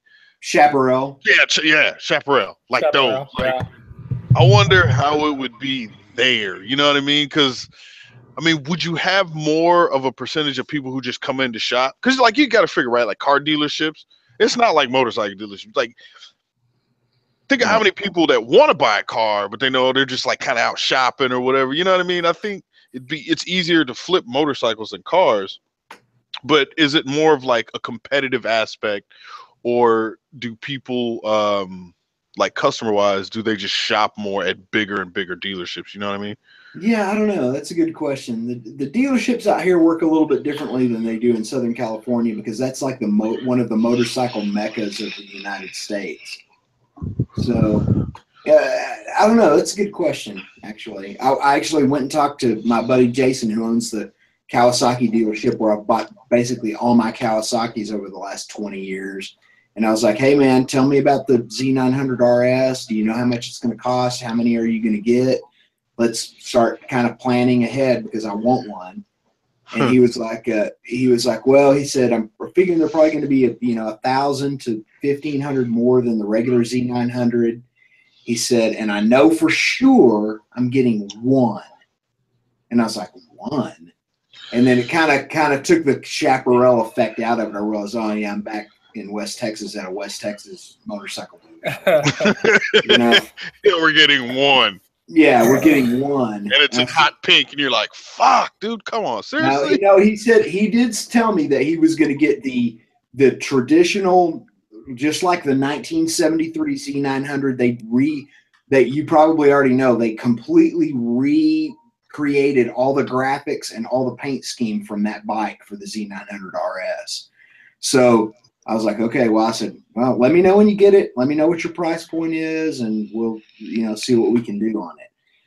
But I'm dealing with, if there's one other Packerwood in his 40s or his 50s who remembers the original Z900 who wants this bike, I'm going to be fighting over one with some knucklehead. So, well, if it sells quickly, they'll get another one. Yeah, he can. He said, I will be able to get another one if I can. He said, but apparently he only ordered one, and I guess that makes sense. But I would have at least ordered two of them. But they sure are. Shoie is pretty. He is pretty. Hey, look. It's like, I'm just going to put the picture up one more time just because I still have it up. I still have the window up, so I'm going to just. What colors are they doing it in? That color? Are they doing it in green as well? Well, I don't know about that, but I know that here in the States, they're doing the original paint scheme from the 73. And then what was it, 74, 75? They did the same kind of brown color with the yellow instead of the orange. Yeah. So they did the green on green as well, didn't they? Okay, yeah, they did. They did dark green on lime green. You're exactly right. So yeah, it would be interesting to see what the paint scheme differences are between Europe and the U.S. But because I got sent the same pictures as the one you just put up there, the same color scheme. Yeah, that's the only one the world's got at the moment. Yeah, is that color scheme. And the entire world looks good. That bike. Oh, it looks good, and it would look so good alongside my ZRX 1200. Yeah, that's what I'm talking about. That'd make a good commuter for me. That bike. Get rid of the Grom. Yeah, it would. Straight swap. So we'll just have to see. They haven't even released an MSRP on it, man. They're just doing everything they can to build as much hype as possible on this motorcycle. So it's a lower volume bike, so I guess that makes sense, Can you see this shit? 125cc cafe racer with the moped. It's a fucking moped. What? Yeah. I think we're gonna buy it, boys. At least it's only $400. Right? Yeah. That's $399 too much. What are the springs look like they came out of a fucking screen door. Golly, man. That's farcical is what that is. That's ugly. Uh-huh. The back seat kind of go up, like in case you take off too quickly, you slide back. Do you think you can change the oil on a Ghost? Huh? Do you think you can change the oil on it? Oh yeah, I'll just pick it up and like dump it out. I'm fucking. There we go. Oh man, I'm loving this. Are you sucking the sucker? Are you sucking this? Yeah. Does it taste good? How's that taste in your mouth? Is that a Halloween? Oh, dude, God, purred him out. Well, dude, I have to say, your daughter, dude, that fucking little clip you did, the little clip you did when you were like flushing the toilet and turned around. Oh my God, I was rolling, dude. You did such a good job, man. That was perfect. She rolled in the candy too, man. They were like, "We don't have any buckets. We're gonna go all the way around, and we won't have enough candy because they had these little plastic buckets." I was like, "Well, fuck it," and I went up and just ripped off my pillows. Right? I was like, "Here's a sack. Load it up. Come back with all the candy." And god damn, there's a fucking lot of candy, man. Wow. Here you go, Tim. How'd you like that one? Oh, dude, you must have ESP fish because look what I just screen shared. And that one. Look at that one. The same thing. That one. Yeah, we're looking at. Oh, yeah, that one. I don't know about. Jury's out on that one. Well, but yeah, I think some of those are artist renditions you're looking at, because the real one, this one right here, has this for sure. This tuned exhaust right here. Yeah, that's just the one you've got. It's the standard exhaust. That will come with it. Right, and I don't know, man. That's a tough ass looking bike. It's like they took all of the cues from the early '70s Z900, and of course, obviously the paint scheme. But man, they got all the modern cues right on it. Look, it's got inverted forks. Look at the geometry on it. It's liquid cooled. Oh man, this is my next bike, dude. This is happening as soon as possible. So there's going to be a fourth bike in the stable. There's going to be 4 bikes in the stable, yeah. And then you're done. Yeah, well, no, I ain't going to say that. I mean, don't never say never. I know a lot of my friends have been fucking bitching about, oh, dude, they're taking style backwards to the 80s. Why don't they move forward and everything? But I'm glad. It's cool, man. It's nostalgic. I'm just glad to see. To me, it's not nostalgic. This bike, to me, it's just a fucking proper motorcycle. You know what I mean? It's not a track bike. You know, but it's not a cruiser. It's just like for the street in America or in Europe. This is exactly what you need. I don't know why we ever moved away from this look and geometry to begin with. It's just because it's faster. Well, I mean, yeah, track bike obviously is faster, you know. I mean, that's why. Yeah. You know, they were the sports bikes of their time, though. Yeah, they were. They were the super bikes of their day. That's exactly correct. So it's just aerodynamics that took over. Exactly. So it is. Uh-oh. I think Go on, what? Illuminati What? confirmed. What the fuck are you talking about? That's because he was talking about the lodge earlier. They kidnapped him. The van pulled up, kidnapped him. Kidnapped who? Tim. He's disappeared. While I was being he's just I'm sorry. I just realized that. Wow. Gone into another dimension. Yeah, dude. While I was being quiet, I got a call from the Shriners telling me to keep my mouth shut. He went to the upside down. He went to the upside down. I've only just started that. He's looking for the nougat. I've only just started that series. Yeah, I just finished season 1, so I haven't started. I got it paused on the telly now. I'm about episode 5 or something, 4 or 5. I only started. Yeah, it's pretty good. I'm on 8. I watched 7 last night while I was at the airport. Season 1 or 2? But he's on season 2. Oh shit! They got Billy. Shot him. Upside down. He said they were coming for him. It could be that, or a van full of clowns that got Billy. A van full of clowns. It's not good. Dwarf clowns. Yeah, I'm really surprised at how good that show is. Wait, and how they capture like the essence of like the 80s, like just 80s type stuff. What? Yeah. What season are Kenny? I'm on 2 right now. I've been binge watching it. So wait, No Kenny. spoilers. Kenny, so you know about the nougat? Shut the fuck up. nougat. Yeah. Okay, you know about the nougat. Yeah. Red, I know about the nougat. No, I'm not gonna ruin this shit. I'm just talking about it's nougat, man. Shut the fuck up. See how his voice changed there. Hey, fish. I'm gonna tell you. See, this is what I do, right? Because Ghost be that motherfucker that won't watch the fight the night of it. Like he'll get it for like tomorrow. I'm that dude that'll text him and be like, you know, this guy won. Perfectly. I just gotta fuck up his day. You know, MotoGP. Yeah, Rossi won. Fuck. My father-in-law used to be terrible for that when he was alive. I'd say to him, "Don't tell me the football scores. Don't tell me the football scores." He goes, "I won't tell me how your team did, but you're going to be very pleased." Tell him the fucking thing. Like, damn it. Yeah. As soon as I walk in, it's say the same thing. Go, he's Italian. Go, Rossi did well today, didn't he? I don't fucking know. I recorded 6 hours of it. I won't bother watching it now. Thanks. I'll be right back. He was terrible for it. Ghost, you gotta learn to watch shit the day of. Sorry. like this is social media life, and fuck, dude. Like I don't know how you can't just stay off social media for a day. That's how you do he it. do that stupid shit, like trying not to Grid answer all the day. phone and fucking like. Stay off Instagram. No. But see, the cool thing when you send a text, he get the little pop up.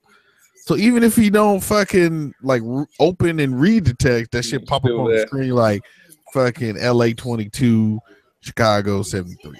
You know what I mean? Like you see that shit, bang, fuck. Yes. I'm just gonna mute Red's fucking text for a day, anytime after event for a day. then I'll come knock at your fucking front door. Hey, the fucking pigeon shows up. I'm like, what the hell is this pigeon? I open a little fucking thing on the leg and do what, fish? There'd be a plane flying across with a banner out the back. Yeah, right. It goes, look up, huh? Oh, that's fucked up. Dude, wouldn't that be messed up? That'd cost a lot of. Wait. How much money you think that shit would cost? Because it's funny, man. I noticed like out here, do like the Game of Thrones, like close to the beach and shit. You'll see them fucking planes flying around and shit. How much do they cost? You should all chip in and get one for SCMM. we'll put money in. I bet you would be something stupid. That would be hilarious. I want to know, maybe $500, maybe. I mean, you get $50 for everyone and put a.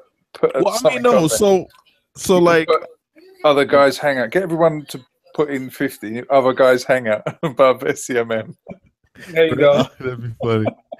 No, the like to rent a Cessna for like, you know, is around $100 or something like that. No, it's like anywhere between, I've seen those like 45, 55 for the hour. You can that's about the going right here. It ranges between 45 and 65, 75 an hour, depending on what you're. And you know what's funny? It's like on par or a little bit cheaper to get your private pilot license in the United States than it is to get a fucking driver's license in Japan. Unless you're military, then you just kind of give them one. But as a Japanese person, they pay like a little over $3,000 to get a fucking driver's license. Golly, man. Stupid shit. That infringes upon your individual sovereignty to make it that expensive. Not Japan, goddammit. Yeah. They want their money. Of course, they'll charge you for the roads. They'll charge you out the ass for the roads. Right, you can't. Okay, yeah. And that's the thing that people don't understand about Japan. Like, it may make sense what you hear, but like, there is no fucking free. Like, if you want to travel on a road and not have to stop, i.e., an interstate or a freeway, right, or a highway, those don't exist in Japan. If you want to do that, you got to pay for it. So, like a friend of mine who lived in Tokyo. He was stationed at the military base there. Me and him used to kite surf. Like, he's the one that taught me. And then, after that, he changed stations up there. And he was like, yo, dude, I'm 3 hours from the ocean, from Tokyo. Like, 3 hours from the ocean to go kite surfing.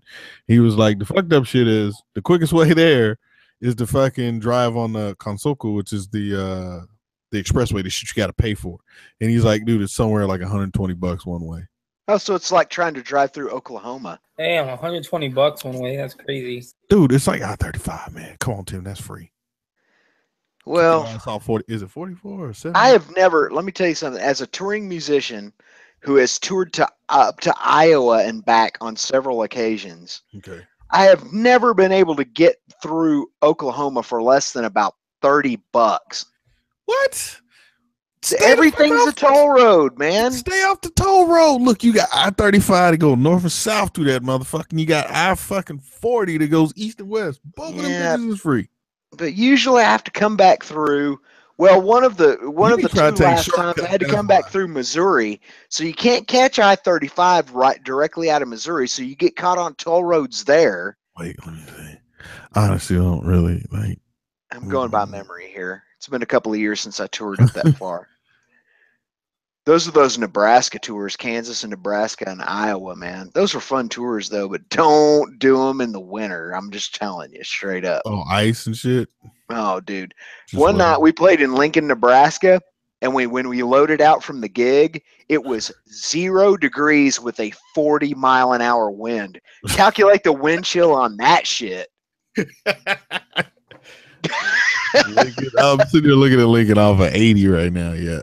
No, it's funny. I got family in Omaha, man, and I've been up there probably 5 or 6 times, like in my lifetime, man. Yeah, I always hear about Omaha and shit. They get like a lot of fucking snow up there. Fuck that. Now I will say this though, Omaha and Nebraska and Kansas, those are probably 2 of our most pastoral states. Like ain't shit going on. There's a lot of room, and I love that. People always say, "Hey man, Texas is huge, man. Texas is it's bigger than most of Europe or whatever," and that's true. But here's the deal: if you're traveling anywhere in Texas, you can stop every 5 or 10 minutes at a truck stop or at a store or at a gas station or in a town. You know what I mean? You're not far from anywhere in Texas, even though it's a massive state. But let me tell you something, man. In Kansas and Nebraska, you better have your shit together because you can run out of gas in the middle of a cornfield out there, and there's no hope for you at that point. There is nothing up there, man. I got this 32-mile walk to fucking a telephone. Yeah, exactly. To an emergency phone 30 miles away. You know what? But as long as you got a cell phone and it's charged, you'll be all right. I love those people up there, though, man. That's like the quintessential American lives up there in the Corn Belt in the Midwest, and they love Texas music up there. Like they know all the Texas artists. It's really weird, actually. So they're getting ready to abduct you. That's what it is. Yeah, I need a bring beer. it on. That's what happens in cornfields. I've seen the films. Yeah, that's true. Good Always point. in cornfields. There's a lot of freaking corn being grown up there, man. I'll tell you that. Anyway, I'm going to duck out. I'm going to go and get some sleep. Okay. It's always good having the presence of your company, even if it's online from thousands of miles away. Yeah, I know. Strange, isn't it? Yeah, it is, but it's great. Yeah. It's the internet for you. Yep, the good thing about technology. But there you go. Anyway, good chatting with you guys. I shall speak to you soon. I'm going to go and catch my beauty sleep. I need about 4 billion hours of it. Right. So same here. Speak to you sometime soon. Take Sleep it easy. tight, man. Sweet dreams and all that. Fish leaving? Oh, God, yeah. He's leaving. Oh, okay. Well, see my shirt on the way out. I'm going to bed. It's like Yamaha. Yeah, it's like 5 o'clock in the morning there. They make great pianos. And they make great motorbikes. They make great pianos. They also make studio monitors. Yeah, and great pianos. Quintessential studio monitors. I have a set I'm staring at right now. Come on, Fish. They make sound receivers too. Yeah. Mm-hmm. Subwoofers. Do a lot of stuff. My daughter just did 2 adverts for them, Yamaha, but they didn't give her a motorcycle. Damn right, because they gave her a keyboard and monitor speakers. Right, but okay, let me ask you this though. I asked for an MT09 or an FZ09 over there, but yeah, but if you would have went to Yamaha or got connected with Yamaha, you wouldn't have asked for a keyboard. You would ask for like a motorcycle. So she didn't ask for it; they just sent it. She got paid for the advert, and then they just sent the stuff as well. Okay, well, whatever she did, that's what you need to do so you can get a motorcycle. Nah, the motorcycle industry over here is fucked up. Well, figure out how she did it and then do it that way. And she did it by playing music. There you go. Music, they won't give me a motorcycle. Well, if you do it really well, maybe they will. I'm just saying, you never know. They usually tell me to leave when I stop playing. All right, man. Well, have yourself a good sleep. I'm going to sleep. Yes. All right, good night. Take it easy. Good night. Hey, don't stab anybody. No, I won't. I'll save that till Sunday. Sunday stabbing day here. Good night. Okay. Good night. Oh, you know what, Ghost? I have stabbed I've slit a lot of motherfuckers' throats. Forgot about that. At SCMM? Yeah. Did. Bruh, I'm serious, man. My fucking KD was real, son. It's like 31 to 6. Lincoln got me at least 4 of them times. Somebody just come out of nowhere, just dead. Yeah. Where's Midwest? Yeah, where is she? Mm-hmm. Yeah. I blame Kevin in the back. For why is that? No reason. Matter of fact, where is he? I have a feeling that there is a reason. Yeah, and where is he? Oh, well, okay. The only one I can think of off top is he got that fucking the 1290. I should have got a robot. cool. Oh, yeah.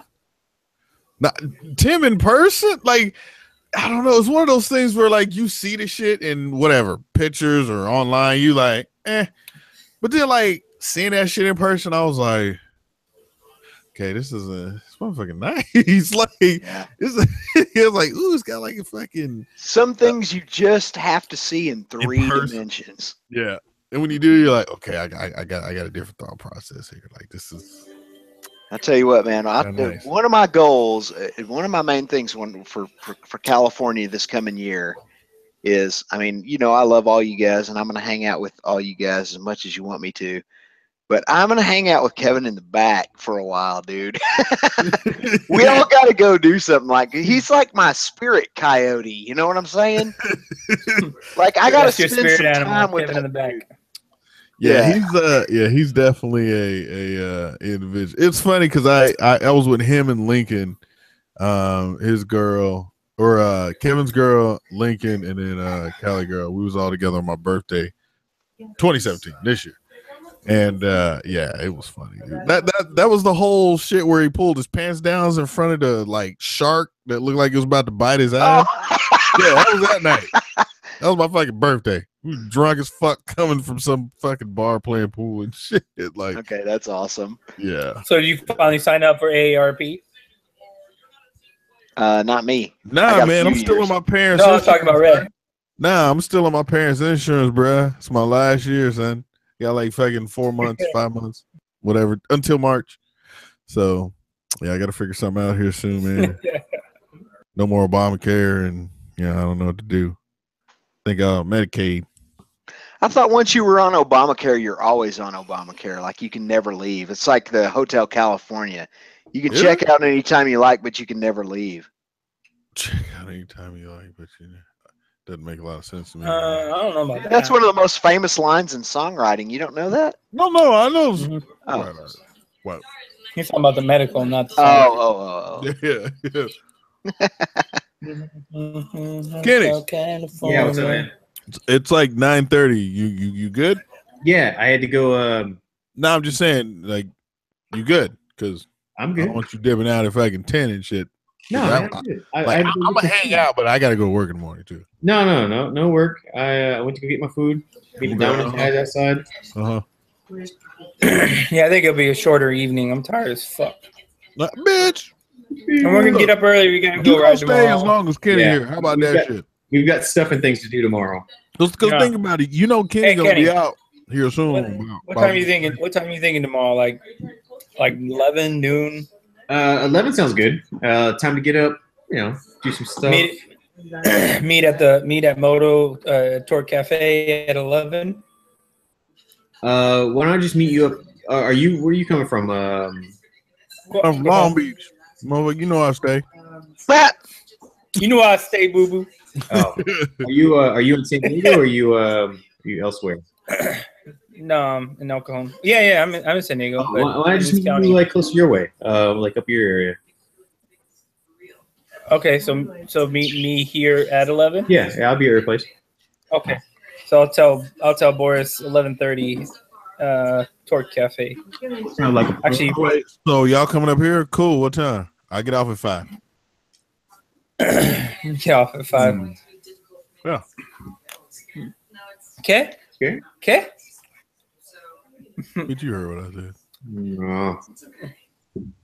How do you like working there? It's cool. I don't really get to ride with around all the bikes.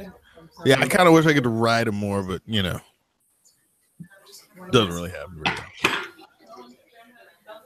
It's a small shop too, so it's smaller, right? Smaller, but yeah, Not fucking bikes there. So here in Yeah, about a week or recommend. so, we're gonna have a whole new fucking batch of shit coming in. Yeah, because all You the guys new have to year uncrate models. them and build them, all that shit.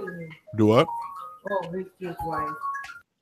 Well, You have to like the uncrate dealership that them I'm and at do all is that shit. mainly no. The dealership that I'm at is mainly used bikes, and Oh, then okay. the Huntington one is the Yamaha dealer. Any used bikes where you're like, well, that's a nice bike. They got a Super Duke there. Shit, I post on Instagram today. That's just cool. But no, I would say, I mean, they got they got R6s, they got a bunch of Gixxers, few CBRs. It was like a 636 or 2, and then they got a ZX10, but they're still like kind of working on those, doing something with them. And then what else? Oh damn, CBR 250. I don't know, man. Dude, I couldn't ride a CBR 250, dude. I'm sorry. I'm telling you, man. I grew up in the era of the Ninja 250, and those are the most gutless motorcycles ever made, It's dude. a gutless motorcycle. It has nothing.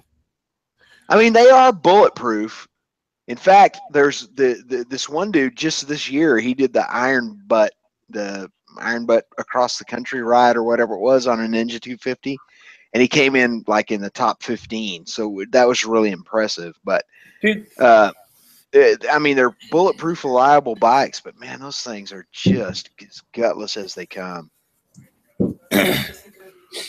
Yeah. I know we're changing the subject, but you were talking about going like cross country kind of thing and on a 250. I was watching the Joe Rogan podcast, and he was talking to some girl who's doing those ultra marathons. 250. This girl did 250 miles in 54 hours. That's inhuman. That's like those guys who ride across the United States on bicycles in like 3 days or something. Wait. Finished 200 20 hours before the second place person. 20 hours. No, yeah, I think it was 20 hours or 10 hours ahead of. No, maybe 10 hours ahead of the second place person. See, that's wait. How many hours did you say it was like 50 something? 54 hours. Huh. For 250 miles on foot. That's crazy. That's insane. That's the same. It's the same thing as those guys who do the race across America on bicycles, man. It's 3,000 miles on a bicycle, and they have to do it in. I don't know, man. I can't remember how long it is, man. But it's just a few days. Ride like 20 hours a day or some stupid shit. Yeah, they ride like 22 hours a day. Yeah. That's riding all the way out to Seattle and riding all the way back. Mm-hmm. But having to pedal, bitch. I know, that's insane. It's not this shit. No, it's fucking. Dude, hell the fuck no. I'll tell you right now, man. If you guys ever want to watch a very, very, very compelling documentary, watch the movie. It's a documentary called Bicycle Dreams, and it's about those guys who do the bicycle race across America. It's been going on since, I don't know, the early 80s or something. And it's a big endurance race across America on bicycles. It's like 3,000 miles, and they do it in this ungodly, unbelievably short amount of time. They do it in like a week or something like that, maybe a little over a week on a bicycle from California to New York. What's it called? The documentary is called Bicycle Dreams, and the race is called the Race Across America. And it starts in Southern California, I think, or maybe Northern California. And it goes to New York? And it goes somewhere in somewhere on the East Coast, and I think it's New York State. It looks like the full movies on or documentaries on YouTube. Oh, okay. Well, you guys should watch that. In fact, if I'll tell you guys right now, if that whole full documentary is on YouTube, download it right now and keep it, because you'll always want to have it. It's very compelling. I won't spoil too much of it, but one of the riders dies on the ride. Oh shit. Dude, it's absolutely crazy. Those riders ride so hard and so long for so many days with like maybe an hour or two of sleep a day, and they're pedaling 22, 23 hours a day, that they're hallucinating and they're having delusions. What? It's fucking unbelievable. You guys have got to watch that documentary. Yeah, the human body is an interesting thing. That's it really is. Yeah. I'm going to look it up right now. In fact, if Bicycle Dreams in its entirety is on YouTube, I'm going to download it this second. I mean, it's I see a couple here, but one of them is it says Bicycle Dreams documentary, an hour and 24 minutes. Yeah. There's another one, an hour and 48 minutes. Right, there's 20 minutes. It's not an hour and 48 minutes. It's not that long. Yeah, I think it's the second one that's here. I will download this bitch right now. Yeah, I think the hour and 24 minutes is probably the right one. Which quality is better? Let's see. This one, Bicycle Dreams, 720 HD, 2009. Yeah, that's the one. Fucking Ghost Animation. No, this one's all it's a giant Netflix ad. Fucking Ghost Animation said spoilers. The guy dies at the end. Tim done spoiled it. Yeah, but that's the I'm trying not to spoil it for you. Yeah, the guy I don't want to dies spoil it for you, but one of the guys dies. Yeah. We were just talking about that too. I'm a jerk. It's all good. That's funny though. That's fucking hilarious. Now these are all scam links, man. So far. Son of a bitch. All right, I'll have to look at it, but I'm telling you, man, it's worth I know it's got to be on Netflix, and or it might be on like Amazon Video or something like that. You will love it. Dang it! No, none of these are all bogus links. Dang it! You got my hopes up, Kenny. Sorry, I thought it was it. Yeah, it's okay. Even the hour one is Come not on, it. Kenny. Don't you know how to fucking float the Pirate Bay? Oh no, man! That's funny. Dude, I stopped downloading stuff. Still around, then? I don't even know. Every time I downloaded stuff, my internet would get shut off, and I have to call fucking Cox back and beg him to turn it back on. What the fuck was you downloading? No, man. So when I lived in Florida, I would download everything. You know, Pirate Bay. You know, that was normal. Oh yeah, back viruses in the day. And all. You know, Mm-hmm. all the stuff that I was downloading. Like, would they get my fucking credit card information? yeah, they just cancel my shit. I mean, what am I supposed to do? Just take a picture of it and just put that shit on the internet? No, they gotta work for it. All right, I'll be right back. I'm gonna leave my headset on, but I'm going to mute because you guys don't want to hear what I'm about to do. I'll be back in just a minute. About to meet them chicks? No, I'm just like,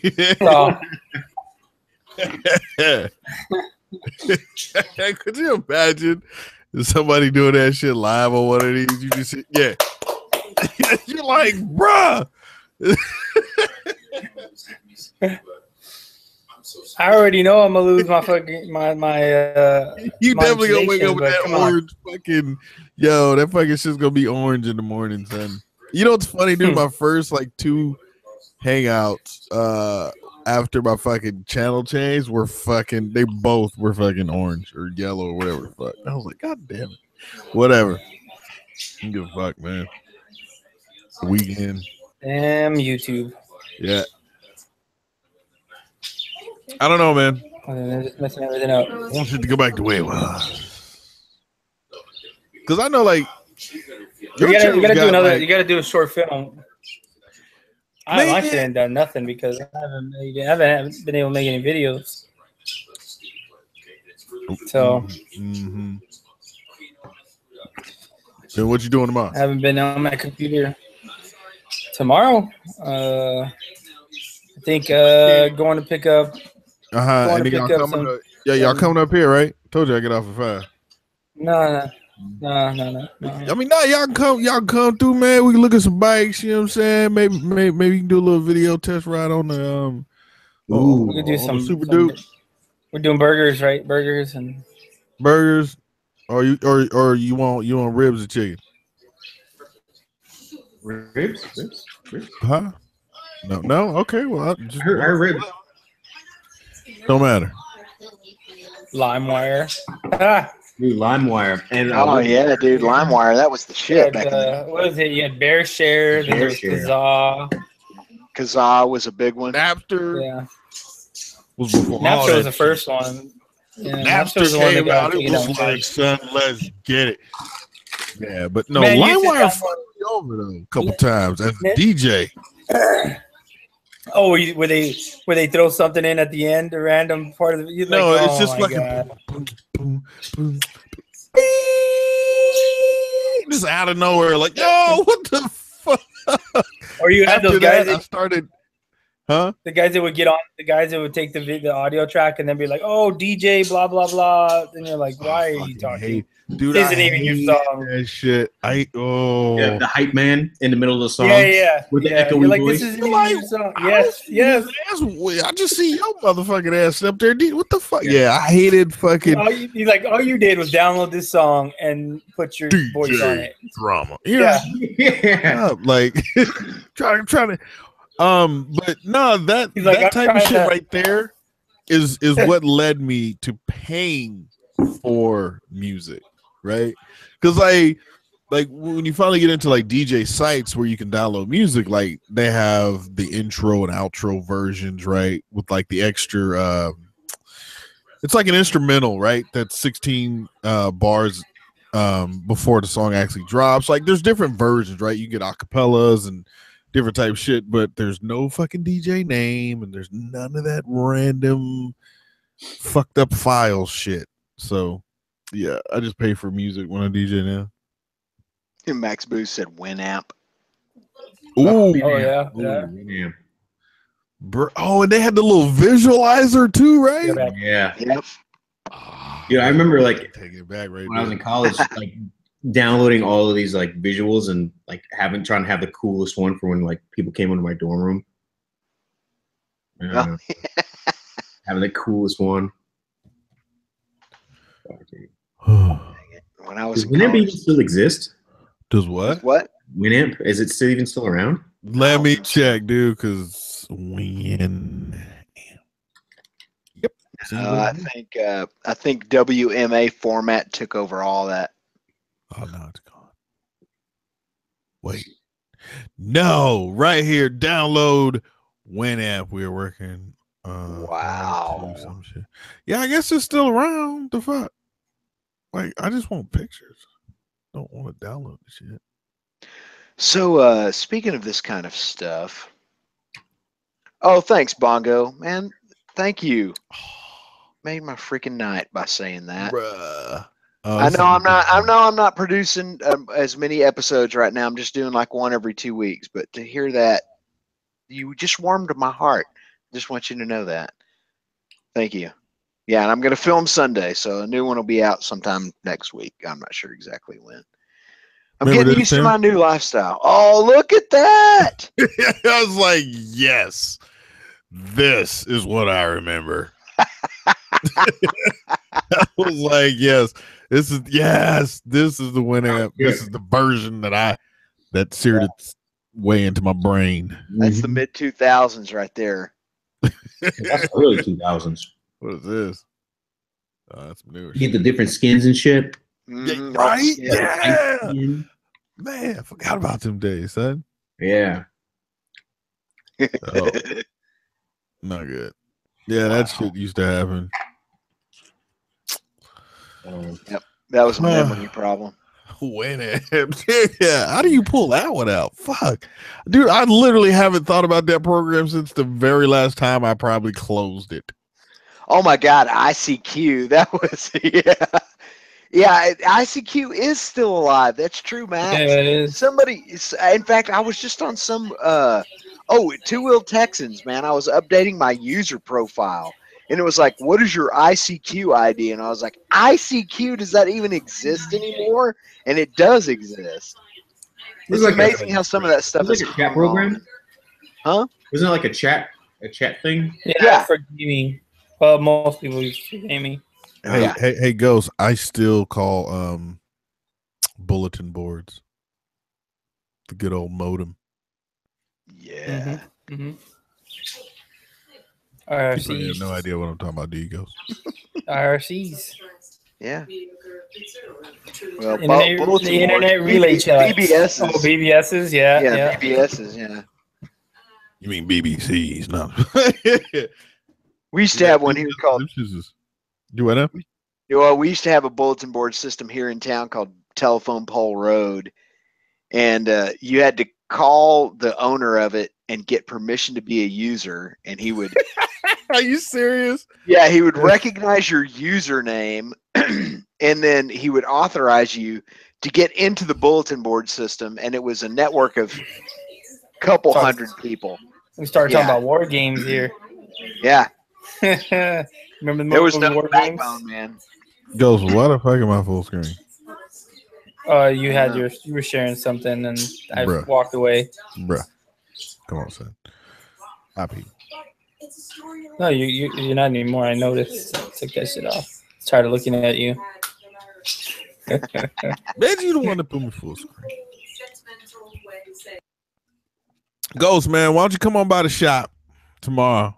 You and Kenny told y'all I get off at 5. And come on through, man. We'll see what I can get you on. Trust me, I got a bike there for you. Nah. Hey, man. Trust me. You try to sell me shit. Trust me, dog. Hey, Ghost. That's gonna be the video right there. Oh, you want me to review a video? Is that have I ever let you down? want? Have I ever down? I got you, bro. Just come on by, man. Just come on by. You better go ahead and try to sell to somebody else. Ghost, bring 2 forms of ID. Yeah. All I need, son. Come on through, man. Come holler at your boy. Look, I'll throw in a helmet. I'm gonna get you on this new bike. Mm-hmm. Come on, man. This new to you bike. New. With 214,000 miles. Wait, how do you get? Don't worry about it. Just take it, Ghost. Come on, come on through, man. Got something for you. Red's gonna be. I see Red's gonna be the new guy in the commercials, like those crazy like '80s car commercials with your dealer. Yep. Bring your ass Come on down to Cal Worthington. Bring your ass down here. Bitch, you need this new bike. This new to you bike. New to you bike. Don't worry about the mileage. It just builds character. Come on down here today. We'll be here at about 10 o'clock. Yeah. Oh, it's like, what's his name on Transformers? Billy Mack or whatever his name is. He's a used car salesman in the first Transformers. Oh yeah. Yeah, when he went to buy Bumblebee or whatever. Yeah. That was good. I've been thinking about buying the box set of those. I like the Transformer movies. I know they're kind of corny, but man, I watched. I think I don't know, something. There was like another world coming and all that other shit, and like Optimus Prime was all mean and shit, and then he like woke up. Yeah, there's some kind of bullshit in the earth. I forgot something. That was the last shit that I watched. And I know I probably missed about 7 or 8 fucking Transformer movies in between that, but whatever. I like them. I think it's pretty cool fucking CG. That's all I really give a shit about. Yeah, it's a great story too. I mean, it's a Michael Bay film, so shit goes lots of explosions and and stuff.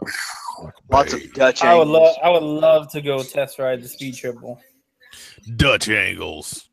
I know what you're talking about, Tim. Yep. Yeah, wait, Ghost, do you know what a Dutch angle is? Not an oven, bitch. Angle. No? Okay. Well, the Dutch, huh? Do you know what a Dutch? You know what? That's your homework for tomorrow, man. It should be said. What we're about to talk about should be prefaced by the statement that Michael Bay grossly misuses Dutch angles for the wrong cinematic reasons. I don't know if I want to tell Ghost. I think he should just go out and Google this shit. I'll tell you the film that uses Dutch angles the best that I've ever seen Which is Citizen Kane. But trust me, Ghost ain't never seen that movie. What the fuck is it? See, Okay, I Kenny, get ain't it. either. You don't. Oh, it's, what? it's like I don't. Is that one of those like either you just stumbled across the movie or you end up being in the film and understanding what it's really about?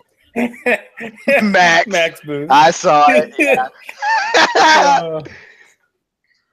That's awesome. That's what the Dutch angle is, huh?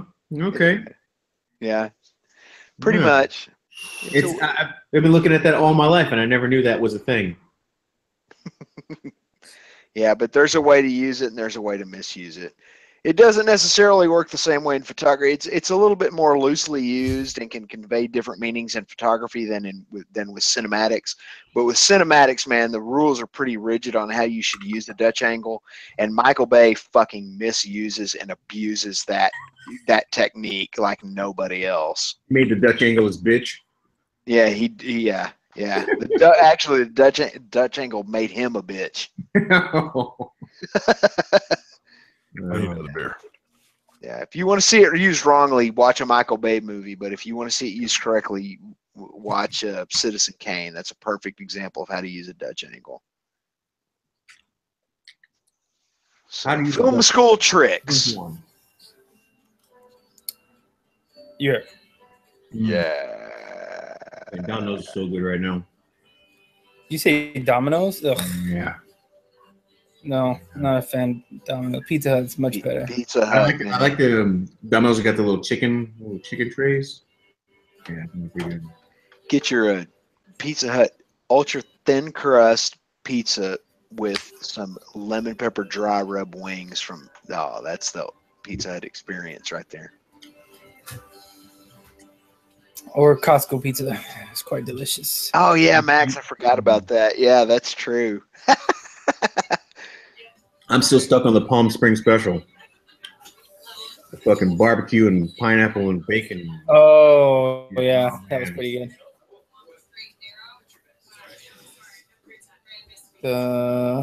Is he a Scientologist, John Travolta? Yep. That's what they say. Yeah. He's never really. I don't think I've ever heard him really talk about it, like Tom Cruise. Yeah, Tom Cruise became like a high cleric or something for a while there. So, you ever watch that? You ever watch that documentary Going Clear? It's pretty good. I think I have. A good documentary on it is that the reporter, what's his name, from UK, from Europe. No, not John Oliver. I forgot his name. Craig Ferguson. No. Remember that son of a bitch? Is that where they interviewed that woman who's a TV star who had been a former member of Scientology, and they freaking exploit the whole thing? I don't know, exploit it, but expose it. Yeah. That was fairly recently too. Yeah. Yeah, she was on that show. Yeah, smoking hot. Really big. Smoking hot MILF type, like cougary. She played in the show where the husband was like a fat dude. He was like a like a delivery driver. Yeah, he was a UPS guy. What was that show called? King of Queens. King of Queens. That's it. Yeah. Wait, Sometimes it's weird, man. When I lived in Clearwater, they have their like their big headquarters down there, like near the beach, and you see them like walking around. They have a lot of shops and stores and shit, and it's strange. Strange to think that they believe in aliens and some shit. Yeah, I mean, that's an amazingly unbelievable way to look at the design of the universe. When the leader of your church was a science fiction author. Yeah. And literally wrote a science fiction book that becomes your church. Yeah. And then you reach that top level, and during that Going Clear, you have people that said that they reach whatever level, and they get access to certain new documents, and they start reading, and they're like, "Are you serious? Like, what?" Like it totally blows their mind, but for some reason they get suckered into believing that this shit's true. Yeah. Yes. Yeah. I guess I don't know. Yeah, Leah Remini. Too much of the Kool-Aid. Yeah, that's who it was. Yeah. She was on Joe Rogan's podcast too. They talked about it. Yeah. Dude, if you look at any of my YouTube applications on my Roku TVs in my house, it's all the suggestion. It's just totally Joe Rogan because that's all I watch anymore. Yeah, it's got good shit. Oh, dude, outside of motorcycle stuff, man, it's all Joe Rogan. Did you see the one episode where Joe Rogan and Danny and Alex Jones all got high together and yeah, they started getting all crazy. And they started getting all crazy. Yeah, dude. Oh, was so hilarious, man. That was awesome. Hey Tim, you know the Earth's flat, right? Yeah, absolutely. Don't question it. Everybody know that? I thought everyone knew that. Unbelievable. Ghost, shut up, because you're a fucking round Earth believer. Lying bastard. You and your spheroidal Earth theory. Don't bandwagon this. I'm just saying, prove me wrong. Oh. With your own own.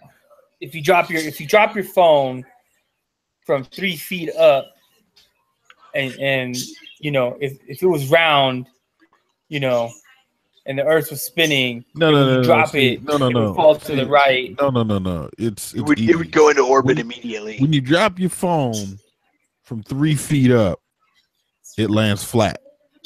Boom. Point proven. It lands flat. Flat Earth, son. When have you ever fucking seen your phone land any other way than flat?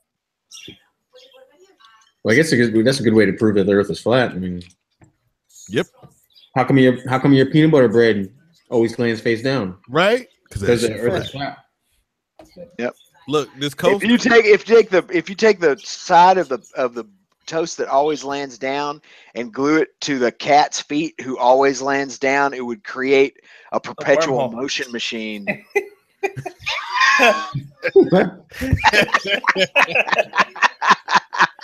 Someone could make an animation. That would be hilarious. I've got a visual right now of a cat with a bunch of like slices of peanut butter bread like slapped to its body. Yeah.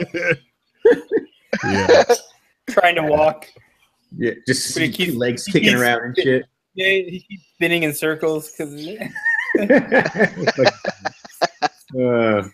Hey, cat, where are you? Get in here. I got a jar of peanut butter right here.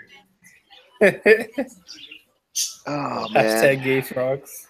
Yeah, hashtag gay frogs. I saw that. Yeah, Max strikes again. I got to tell you guys though, man. Speaking of animals and gay frogs stuff, like petting that puppy this morning, it makes you ever notice that anytime you pet a puppy, it makes you want a puppy. Mm-hmm. Yeah. Well, you know, animals. It's a puppy, dude. That's why. I know. Yeah. Who doesn't look at a puppy and go, "Oh my god, I need a puppy." Let's do this for about we'll call it 8 weeks. Until they don't shut up because they crying all night and then they keep shitting and pissing everywhere. Oh my god, yeah. And then they end up sleeping in the bed with you. We went through that with Scout when she was a little puppy because we rescued her. She had been separated from the litter way too soon. And so she ended up sleeping in the bed with us for the first few years of her life until we got tired of that and we weaned her off of it. But yeah, that's all the stuff you have to deal with, man. And you see that cute little face, and in one moment of ignorance and stupidity, you're willing to put up with it. Why do you think I have birds? Fucking things are. Birds are horrible creatures too. Oh my goodness, man. It's adorable, right? Watching this video that fucking Maddox Booze posted.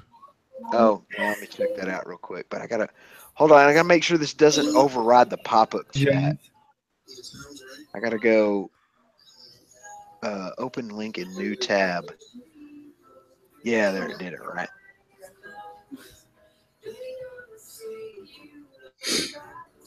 Oh yeah, I've seen this, Max. Yeah, he sent me a message in the side chat asking me if I'd seen this. Yeah. Kenny's watching. Oh man, I closed the side chat. Yeah, you did. Uh, Yeah. Tim, you gonna get the iPhone X10? I do not. Let me tell you something, man. Every computer in this studio right now is a Macintosh. Oh wait, that's right. But I do not use fucking iPhones, man. I am an Android guy. I am not getting the iPhone 10, no. And here's the deal.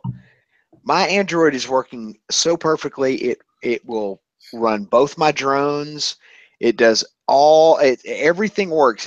I can monitor my GoPros with it. Even though I'm about to go Jake the Garden Snake with that Sony camera because I love that Sony camera. That's about to happen. In fact, I may go buy one of those tomorrow for the Sunday shoot. But yeah, I'm real pleased with being an Android user, which I know is weird for a Mac guy. Mm. No, it's not. I mean, I like Macs. I like the computers. I don't like their accessory department or whatever you want to call it. I don't. I can't. I don't know. For me, the turnoff was the fucking first 3 iPhones.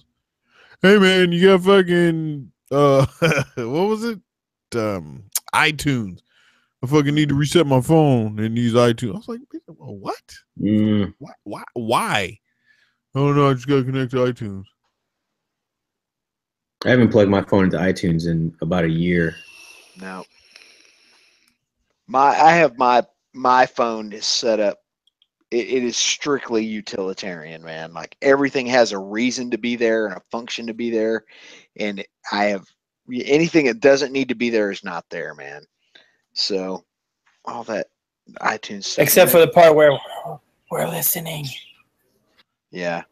They are listening. That's true. I don't care, you motherfuckers. You hear me? Are you listening to me? Blow your goddamn head off when you get here. I'll stab you with a pencil.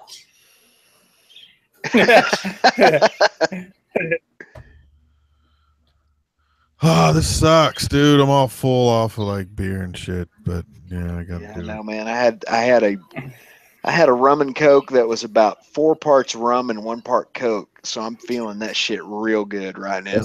That's how it's supposed to be. Like I'm kind of full, but I got to drink fast because like I just gotta go work in the morning. I'm telling you, man. I'm fucking tired, man. I'm already. I'm on the edge already. Been up fucking having a good time. all night. I'm surprised. Got the birds keep you awake. You be all right. Well, let's have another drink. Another drink. One more drink. No, we're gonna have about 3 more drinks, maybe 10. Can you hang for 1 more drink, Ghost? If you can hang for one more drink, I'll go make 1 more. No, 2 minimum, bitch. It ain't even 10 o'clock. It ain't even 10 o'clock yet. Go. Dude, it's midnight. Yeah, we're getting old, man. It's whenever we're getting old. Wait, what? What? You're getting old. I don't want to get what? Easy. Ixnay on the old talk skate. Maybe your ass Ghost is getting old. Shit. Where's my battery? Use my line, Ghost. That's my line. Kenny is still here. Man, you know Kenny be dipping out 8:30, 8:45. That's not. Why are you bringing up old shit? Why you got to live in the past. Kenny, you had 1 good week, bitch. Don't rub that shit in. What? I had like two or 3 good weeks. I don't even remember, but it ain't been more than fucking 10. So just calm the fuck down. You gotta work your way into it, dude. I still think you're gonna dip out here soon. That's just I don't know for some reason. Well, hey, I mean, I'm old. Man. Talking about I gotta do shit tomorrow at 12. You know what? When you have small children, they don't care if you're tired. When they wake up, you must wake up. Man, ain't that why you got married? No. I know, I'm kidding, dude. No. But I'm saying, but it's nighttime. Kids should be asleep. They should are be tired, but when they wake up, because you as daddy ran ass ragged, like at the fucking I don't know, let's say like the park or whatever. So by the time they got home, they was all tired. You feed them, put them in the bathtub. The next, they sleep all fucking night because dad, made them have a great. I got that dad magic, dude. I put him to sleep. That's what I do. But they still, even though she sleeps all night, when she wakes up at like 6:37, right? But that ain't got shit to do with the night before. That's a whole new day, bro. Huh? Like when the sun come up, everything resets. Can't blame the night before on that day. Sorry, sir. It doesn't work that way. But I'm tired because I've been up drinking all night and fucking around on YouTube. Okay, well, how about this? Don't start drinking till like 7 then. Don't start drinking at like fucking 2:30. Because I mean, you can't say you was up drinking all night when you went to bed at fucking 10:30. Oh yeah, that's true. Yeah. All right, so if I start drinking earlier, then I'll be okay. Yeah. See. Yeah. All right, I'll start. That's the plan. I'll just start drinking at 2. No, bro. They do jump on you when you wake so up. we're doing this. I'm gonna make one more drink. One more. Uno más. Uno más. Oh, wait, hold on. Then I need. Well, I still got. You better shotgun that one, Red. Why we gonna shotgun the next one, motherfucker? What? I'm just saying. Where's Diesel with the shots? That's usually shows up right. You know what? Now. Keep that motherfucker away. You know what? Sometimes. I didn't want a babita más. I'll be right back. Sometimes it's good to have Diesel, but sometimes you just like, motherfucker, I wish you would have stayed home tonight. Like, your ass could have you could have been like, nah, dog, I ain't coming out tonight, man. Oh. Like, you know what? We gonna miss you, dude. You know, could have been shots all night. You know, either way, I was gonna give him a hard time, but you know, definitely when he doesn't come, it makes for a better Saturday. What? You mean he can wake up? That's what he's talking about. Well, and plus, Ghost don't remember fucking his moons over hammies. I don't. See? That's what happens with DSG comes around. But see, that's what I'm saying. And here's the funny shit. Okay? What is funny that shit? That's Tim. Tim over there got. I'm sorry. He's playing fucking. I thought you were going. I can't. There you go. I'm gonna just go ahead and mute Tim till you figure that shit out. Yeah. My bad. Yeah. No, when you don't remember the moons over my hammies or any of Denny's, that's what I'm saying. So therefore, DSG must have been around. If you wouldn't have eaten any moons over my hammies, you would have had 18 or whatever more dollars in your wallet, and you would have woke up not knowing. Wait, so you're saying that you wouldn't remember whether he had eaten hammies or not? Yeah, so pretty much he lost the food and the money. Ah, I see what you're saying. Yeah, so you double. I mean, think about it, dude. It's like, no, it's like, think about it though, right? Like, you fucking pass out, you wake up in the morning like, dog, you was smashing Halle Berry last night. How was that shit, son? That'd be messed up, right? You don't remember? I don't know. Really? She was there? Like, why? I made her feel good. Why? Made her feel good. Make it feel good. Right? But if you didn't know. If you didn't know, then did it really happen? Yeah, did it really happen? Zen question. Man, that would be messed up, though. That would be fucked up. Sexual Zen. Oh, come on, man. That's like I didn't even remember that fight that broke out. I didn't remember any of that. Woof. Oh, yeah, I was going by then. See, I knew when the bad stuff was about to happen, so I was like, "Pew, I'm No, out." you were dragged out, buddy. I wasn't dragged out. I was assisted. You were assisted. You were leaning. You were leaning hard. I told you the earth was leaning, son. Like, I don't know, something happened between it's kind of round, like 9 p.m. and like 1. Something happened, dude. But the world was like shifted, and yeah, that was probably the drunkest I've seen you. Because yeah. Really? Like out of every other time.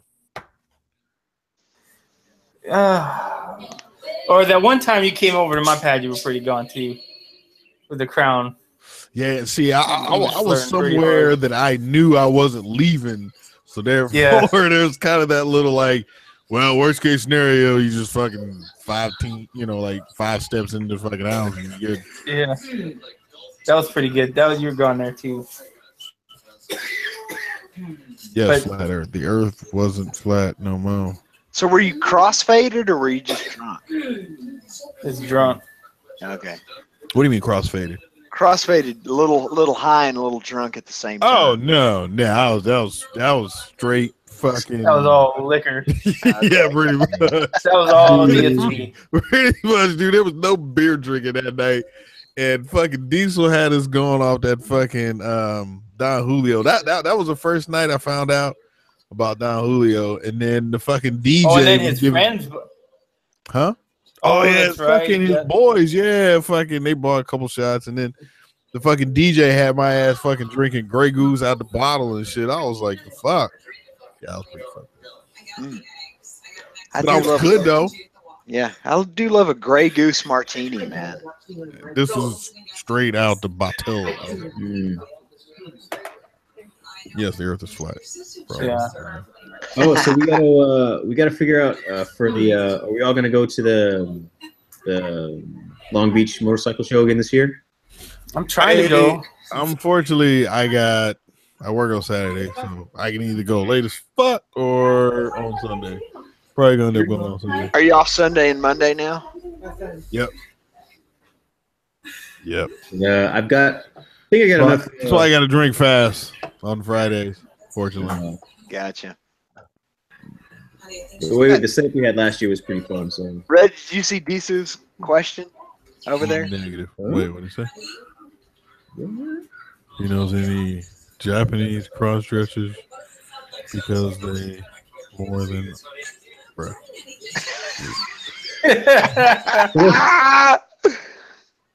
Seriously? That's funny. Nah, negative. Don't know any cross dressers. Whoa, am I missing something? Oh, there we go. Wait, what are you talking about? On the side chat? Yeah. Sorry. Weeaboo likes the chicks with dicks category. It's cool though. Oh, you mean dudes with tits? No. Chicks with dicks. No. Chicks with tits. Well, that's cool. Well, good for him. Hey man, yeah. Whatever makes you happy, dude. Oh, your boy Lincoln trying to over there play some Project Cars. See that? See, motherfucker don't want to hang out. Hey, see, I was gonna pick that up. I was on the verge of picking it up. Project Cars too. Bitch, you late? Yeah. Hold on, let's see if I can call. Call. Oh man, I made this one a little strong. Ooh, yeah, I made mine strong. Wait, what you drinking, Kenny? Vodka and Dr. Pepper. What? Huh? Vodka and what? Vodka and Dr. Pepper. That's a good combo right there. Yeah, it's a pineapple vodka too. Oh yeah, there you go. Yeah, it's something my wife likes. So I just buy a big ass bottle of it.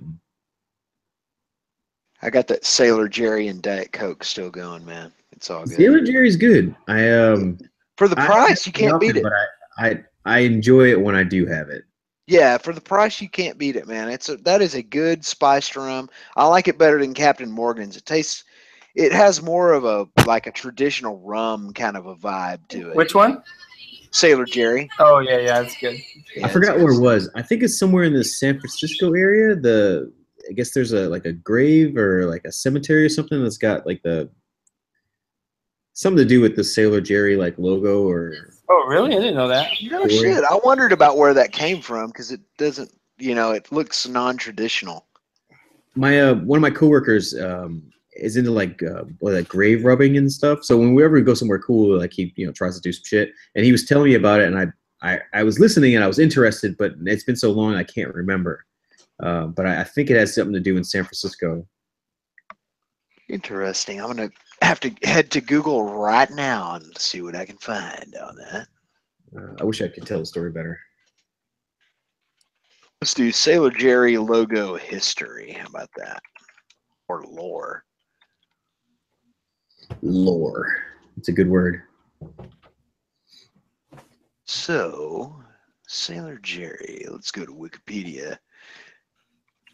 Sailor Jerry was born Norman Keith Collins on January 14th, 1911. 1911. and died June 12th, 1973, at the ripe old age of 62. Actually, I guess in the 70s that was an old age. Yeah. That would be considered a young man today. Damn, Ghost, you be dead, huh? He was a tattoo artist, sailor, and musician. And let's go ahead on and look down through. He apparently was into shoes. That's weird. Oh, okay.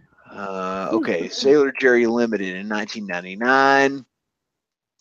That's when Sailor Jerry Spiced Navy rum came into being. Boom. That was weird. Sorry, that was me. Let's see here. I switched headsets. So, was Sailor Jerry actually a sailor? Of sorts. Of sorts. Was he like a backyard sailor, or what the fuck? What you mean of sorts? What the fuck that mean? Like, it says that he was in the Navy. It says at age 19, Collins enlisted in the United States Navy. During his subsequent travels at sea, he was exposed to the art of imagery of Southeast Asia, and that's where the logo apparently comes from. During his career as a tattoo artist, he worked as a licensed skipper of a large three-masted schooner on which he conducted tours of the Hawaiian Islands. So those are his influences. Apparently, that's the genesis of the Sailor Jerry logo. Oh. What does San Francisco have to do with any of this? I don't know, man. I'm looking for that, and I can't find any connection so far. Yeah. If I ever find out, I'll go back to work. I'll ask him again. Okay. If I remember. But I remember he was really excited about it. Anyways. Sailor Jerry, huh? Mm-hmm. Oh, right. All I know is it's good rum, man. At a good price. It's good rum, bitch. Oh yeah. Mm-mm. Mm-mm. Dude, my daughter does that all the time now. Whenever she eats something like new, she goes, mm-mm. I think about that at least 2 or 3 times a day. It's so funny. We on the flight home from New Jersey, I gave her her first lollipop. She'd never had one before. So we're sitting on the plane. Oh, that'd be hilarious. They let kids get on first. And all the people are walking by, and she'll take a lick, and she goes, mm. That's hilarious. We're like, hell yeah, that little girl know what she like. You know what's funny? This cat I used to work with when I was in the military. He got his son potty trained hella quick because his son, during the time that he was potty training, he saw sucker. Right, like a lollipop. And he wanted that, and his dad said, "You pee in the toilet, you get the lollipop." He was like, and it was the first time he'd ever given this kid candy. I was like, "Damn it, that means he was like 2 or something." He's like, "Yeah, somewhere around in there, right?" I'm like, damn, your kid never had candy before that? Nope. Yeah, I had some friends who were like that too. Their kids never got candy or Coke until they were like 15 years old.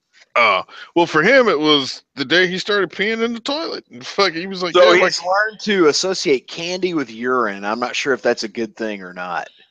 Well, it worked for him. Yeah. Every time he pees, he wants a Snickers bar. Right, like hook it up, dude. No, well, hey, you know what's funny? Speaking of like, Halloween is like, just past whatever, right? One thing that cracked me up is seeing a kid's reaction when he found out that Halloween wasn't like an everyday thing. Wait, what you mean we're not gonna be out here tomorrow? Like, no, dude. We gotta do this every day because it's awesome. Yeah, right? I was like, oh, that's sad. Cause you gotta, when's the next one? It's a year from now. And of course, kid that young didn't really know what a year is, but he's just kind of like, so we're not going out tomorrow trick or treat? Like, sorry, bro. Sorry, man. I wish we could, dude. Yep. If only every day was Halloween. I enjoyed Halloween. That's just about my favorite holiday. I don't know why. I can't really explain it to you, but I love Halloween. Did you guys see my Halloween costume? Let me pull it up real quick. Let's see if I can find this video. So this year was Charlotte's first time trick-or-treating. And I let her run through people's yards. And one time she went to somebody's house and just sat down like right in front of their door. She was so confused. And then another time she went up to a door and kept going back to the same house for more candy. Give me more. Yeah. Trick or treat again, motherfucker. Yeah. It was really if you know what I mean. I remember, dude, I used to love when I was home in Oklahoma trick-or-treating. When it was like as I got older, when it was really cold on fucking Halloween. And so I used to just fucking throw a jacket on and I'd go to people's doors and be like, "What are you?" And I'm like, "I'm cold." Like, you know what I'm saying? Like, give up the candy. Let's go. Like, you know, because what was it, like middle school, well, a little after middle school or whatever, you start being like, "No, I ain't trick-or-treating no more." Even though you kind of wanted to because yeah, there's a time when where it's uncool. There's like maybe a 10-year period where it's uncool, but then you realize, oh man, I'm totally going back to this again. Let me buy my Crusader outfit. Right. How you doing? You're a little old to be trick-or-treating. Yeah, no matter. Put the candy. It doesn't matter. Just give me candy. I'm an adult and I can use force against you. Right. Just put it in the bag, bitch. Come on. Smooth. Do it. I got a lot of houses tonight. Come on now. Yeah. I'm out here. It's early, right? It's 5:30. Like, yes, 5:30. Come on, ladies. Yeah. Shit, I just got off work and I'm trying to get started. I'm on my second hefty bag already. Oh yeah, I love Halloween, man. Wait, hold on. Anybody here like the Three Musketeers, Almond Joys, and that type of shit? Almond Joys. Kenny, yeah, you was an Almond Joy kind of dude? Definitely Almond Joys and peanut butter cups. Those are my. Oh yeah, Reese's. That's life right there. Nah, Almond Joys. I wouldn't fuck with Almond Joys. I only got one house that gave out Almond Joys this year. Oh, you ever had the motherfuckers give you them wax teeth and shit? No. Yes. Oh, so things back are in the 70s. Wax teeth. And popcorn balls. I'm like, bitch, I don't want a popcorn ball. Right? Which nowadays this would be acceptable. Yeah. Because you handmade that shit. I appreciate your effort, but I want a Snickers and some Reese's peanut butter cups. Yeah. Yeah, and I'll tell you another 70s candy bar I used to like when I was a little kid. Did you guys ever have the Big Chunk? Did you guys ever have Big Chunk? No. Yeah. They're like those were good type things. Yeah, and another one that was along those same lines that was really good was called the Zero Bar. Look up the Zero Bar, man. It was a white chocolate nougat bar. That was some straight 70s goodness right there too. I was a little kid. The nougat, huh? Yeah, it was all about the nougat back then. What the fuck is nougat? Well, you know. Does anybody really know? It's not old git, so it must be nougat. Yeah. I'm serious. If you had to explain, what is it? Is it chocolate? Well, no. Stuff. It's right. It's like some, yeah, exactly. How do you explain that shit to somebody? I don't know, man. It's a feeling. Okay. It's whipped. You know it's whipped. I mean, that's part of the thing. A nougat has to, it's kind of like a whipped It's very cream aerated. Yeah, it's aerated. That's a good way to put it. Perfect way to put it. And I think probably nougat came about because they were looking for a way to make a big candy bar that had less stuff in the middle, so they wanted to aerate it. You know what I mean? Maybe. Yeah, maybe that had something. Or it could have been a byproduct of some shit. And they were like, you know what? If we just wrap that all together and fucking package it down or some shit, we could sell it. Mm-hmm. Never know. Never know. I'm a fan of nougat though because I love the Three Musketeers bar, and that has nougat in the middle. Well,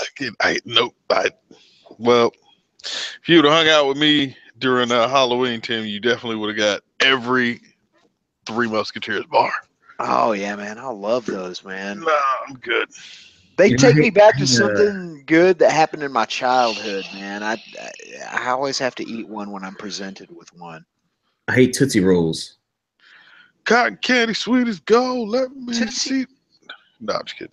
Tootsie Rolls, to me, I do like Tootsie Rolls, but I don't like them all the time. You know what I mean? Like, that's not like go-to candy. That is true. Yeah. Okay, wait. Yeah, what the fuck is? Yeah, what is a Tootsie Roll, Kenny? Since you brought it up, it's like some like little brown log that doesn't taste very good. Yeah. There's a big one. It's like a little one, and then they tried to fancy it up and making like flavors Tootsie Rolls, like strawberry, and they're not very good either. Okay, so according to Wikipedia, Tootsie Roll is a chocolate-like candy. Chocolate-like candy. What is like? What is that? What does that mean? Yeah, it is a chocolate-like taffy-like candy. Manufactured in the United States since fucking 1907. Did you know that? It's over 100 years That's old candy. Yeah. Yeah. That was the year that Oklahoma became a state. Isn't that like 10 years after you were born or something? Nah, bitch, that's right after your fucking third or fourth kid. Shit, I don't remember. Whatever. Damn. 100 years old. Fuck. It is some pretty shit candy. They're like or their suckers are not that bad. Oh, I don't like those either. I only like the cherry one, the red one. Tootsie Pops, man. Yeah. There's a place for Tootsie Pops. Hey, did you ever hear the shit Blow where Pops are better? Blow Pops are better. Yeah. Because it's got gum. You take that with you. Yeah. You can only chew that gum for about 5 minutes before it turns into powder. Oh, it breaks down fast. Bubble, that shit. You're like, oh, it's so fucking juicy. About 2 or 3 chews later, you're like, oh, well, that's it. What was that? Bubblicious? Not Bubblicious. Was it that gum? Super Bubble. No, not Super Bubble. It's like they had like little cartoon characters on them, like a comic strip. Bazooka Joe. Bazooka Joe. Yeah. The way I remember it, like they would be really good for like the first 10 chews, and they would just get like a rock. Yeah. You'd just be chewing on like a pink rock. Yeah, definitely a cheap gum for sure. I used to like Juicy Fruit. Yeah, I did too. It lasted a little bit longer, yeah. Yeah, I was a Juicy Fruit dude. Do they still make double mint gum? Of course. I mean, why not? Like, what would be the reason you still see people chewing gum? Yeah, you know, I don't know. I don't know the last time I've seen anybody chew any gum. Have you ever been inside of? I chew gum all the time. Do you? Mm-hmm. Have you ever been inside of a helmet chewing gum but wanted to spit it hell out? No. Hell no. Then your jaw starts hurting because you got to jettison that gum before you put your helmet on. Well, a couple times I got caught in there just chewing for no reason. Like, fuck, I want to spit it out, but I can't. Yeah. On my gums. Yeah, dude, that fucking hurts. Remember the zebra gum? It lasts for like 2 seconds. Zebra gum. Oh, dude, that shit. Oh, that gum was so good. Fruit stripe gum. Yeah, but it just lasts for like 2 seconds. A fruit by the foot. Oh, I loved fruit stripe gum, man. Oh, because remember there was the red, there was the yellow. What other colors was there? Green. Yeah, which was lime, which was good. And there was like another one. Fruit stripe gum, man. Mm-hmm. That fucking zebra, Oh, dude. yes, they do, man. Look, I just found. Okay, I got to go find fruit stripe gum tomorrow, man. Fruit stripe. You know what I like buying is look at that, boy. There they are right there in all their glory, man. You guys want to see a cute puppy picture? You're talking about cute puppies. So while I was in New Jersey, me and my kids went to Amish country, and the farm we were at had these little puppies there, like what is it, the King Charles Terriers or whatever, but they were mixed with Pomeranian. Not Pomeranian. They were fucking hella cute. Let's see if I can share my screen. Screen share, desktop. How about Big League gum? Oh, Big League Chew. Big League Chew? Yeah. Oh, let's see. Here he is. Dude, I felt fucking special. Now and laters. Remember those? And then when they went chewy, that was cute. Yeah, look at her. Smarties. It's fucking adorable. Oh. Yeah, look at that guy. Oh man. That's All right. I've had too much exposure to puppies today. No, man. no more puppies. No more puppies. Yeah, man. They, like we were on a little bit of a candy kick there, doing something, talking about candies. But taffy. That Laffy Taffy. Taffy. Bit of honey. Laffy Taffy. Remember Bit of Honeys? Yeah. Zag nuts. I don't remember Zagnuts. I want to hear that song. Brown called candy. Mary Jane too. Hey Tim, let me ask you this. I probably already asked you this, considering we've been on a lot of hangouts together. Honestly, if you think about how many hangouts have me and you probably have been on, Dude, I don't know. Over the last 4 years, a fucking lot. Yeah, I'd say at least 500. Yeah. I'd go with that. I would not argue against that estimate. That's a lot. Do you think so? It's going to be crazy to look. If these survive on the internet somewhere or on YouTube, it's going to be great to go back in like 30 or 40 years and listen to these and go, man, we were fucking idiots. Yeah. Right? Yeah, because at some point, it's just, you're going to be old. Well, Ghost already knows. He's been through those changes. But where you're just like, wow. You know what I mean? Because I think even like 10 years from now, I'll be like, I was a little younger. I was still getting it. Like, nothing bad upon myself, but eventually you're going to look and be like, fuck, I was a dumbass back then, dude. All I had to do was X, Y, and Z, and I'd have been comfortable as fuck by now. Yeah. Whatever. Yep. I'm finally kind of at that point in life, man. Where? Hey,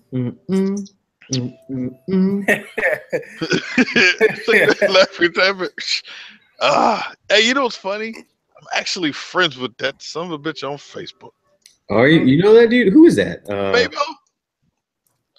Fabo. D4L. Oh my God, man. Do you guys remember? I don't even remember what these candies are called right here. Hold on. Hold up. I gotta do this. Excuse me. God, well, I didn't expect this to take so long as far as the screen share goes. This right here. What were these candies called? Do you guys remember these? These motherfuckers didn't have a name, dude. Did they not have a name? I don't think so. You just cut them some bitches in half, right? And then you wrap them or whatever. Like, I remember them shits. It's funny actually watching those get made. I saw it on How It's Made or that type of shit show one day. I was like, oh, I remember them candies, and they fucking roll. It's pretty interesting. I haven't seen them in forever. You're just like, oh wow, I had no idea that's how a hockey stick is made. Yeah. You're like, oh, the average street tire. Interesting. Wow. Well, I'll tell you what, man, that's the one that freaks me out. Did you watch the one on how tires are made? Yeah. I don't understand how that comes out the way they want it to come out. It's like a bunch of bubbling weird black goo, and then they put it into a mold that makes no sense, that shouldn't be the same shape as it is when it's finished. God, that one gave me an anxiety attack, dude. The freaking tire episode. You're like, oh wow, M&Ms. That is interesting. It's just a fucking dude. I got hooked on that show for a while, man. I mean, just the stupid. Wow, hockey pucks. Didn't know that. Yeah. So many interesting things. Blown glass, stained glass. Dude, I wonder how many episodes of How It's Made have been made over the years. Let me see if I can find that real quick. We should make a How It's Made video, huh? Mm-hmm. No, that'd be simple. How It's Made. How It's Made is made. There's a YouTube video on how they make with the S1000 RRs. Oh yeah, Oh, really? I saw that one too. Yeah, I watched part of it last week. Yep. Dude, there are 377 episodes currently of how it's made. That's the most popular I one. could probably watch half that at one time. That is impressive. Does it say what the most That popular dude's one voice, is? though. Here, let me see if I can find that. I mean, and think about it. That's one of them jobs where just like it'd be kind of easy to do. Like, hey, excuse me, how you doing? I'm with a famous national network TV station. We want to know how you do you. You can keep all your fucking secrets. We just want to set up some shots, make a little documentary. Boom. Yeah, sure, no problem. I mean, think about it, right? Like, because they always go to these little companies that make different shit. Yeah. There's no reason to be like, no, we want to keep everything we do here secret. But then again, they're not going to like Tesla or some stupid shit like that. So, all right, I'm looking here. Okay, so among the most popular episodes of how it's made is apparently Pringles is one of the most popular ones. I can see that. Yeah. Yeah. It's a nice treat. Mm-hmm. I think maybe people always wonder about how they do that, you know, like how they put them in a tennis ball can or whatever. Well, the honest truth is, somebody look. If I gave you a potato, Tim, could you bring me a Pringle? Yeah, that's tough. All right, so now I'm curious, what the hell are Pringles made out of? What exactly is a Pringle? So from what I understand, I've never seen that episode, but my understanding is that they actually make them out of dried potatoes. It's made out of a dried potato powder that they form into that shape and fry it, and then it all stacks up perfectly in the tennis ball can. What? Yeah, I think that's right, man. They don't like cut them out of potatoes. They start with a dried, dehydrated potato powder, and they form them into that perfect shape and deep fry them for like 5 seconds, and then put them into the tennis ball cans. I think that's right. Because I was always told that, I mean, I thought it was a potato chip, but then when you compare them to normal like potato chips, it doesn't really seem like a potato at all. Like right, because sometimes you get that black chip. Did you just go ahead and throw that motherfucker right in the trash? But you never get one of those in a Pringles can. Mm-hmm. Okay, apparently, for whatever reason, another one of the very, very popular episodes of how it's made is how snowboards are made. That's like a huge one for whatever reason. I don't know what's up with that. Boring. Yeah, it does. I mean, it's a fucking snowboard. Yeah. I mean, snowboards are cool as shit, don't get me wrong, but I can make a fucking snowboard in my garage right now with plywood and shit.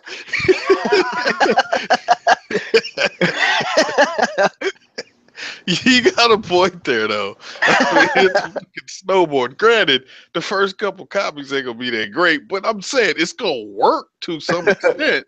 Yeah, you'll get better at it. Yeah. Okay, balloons. That's another one. How balloons are made. That was apparently a very popular one.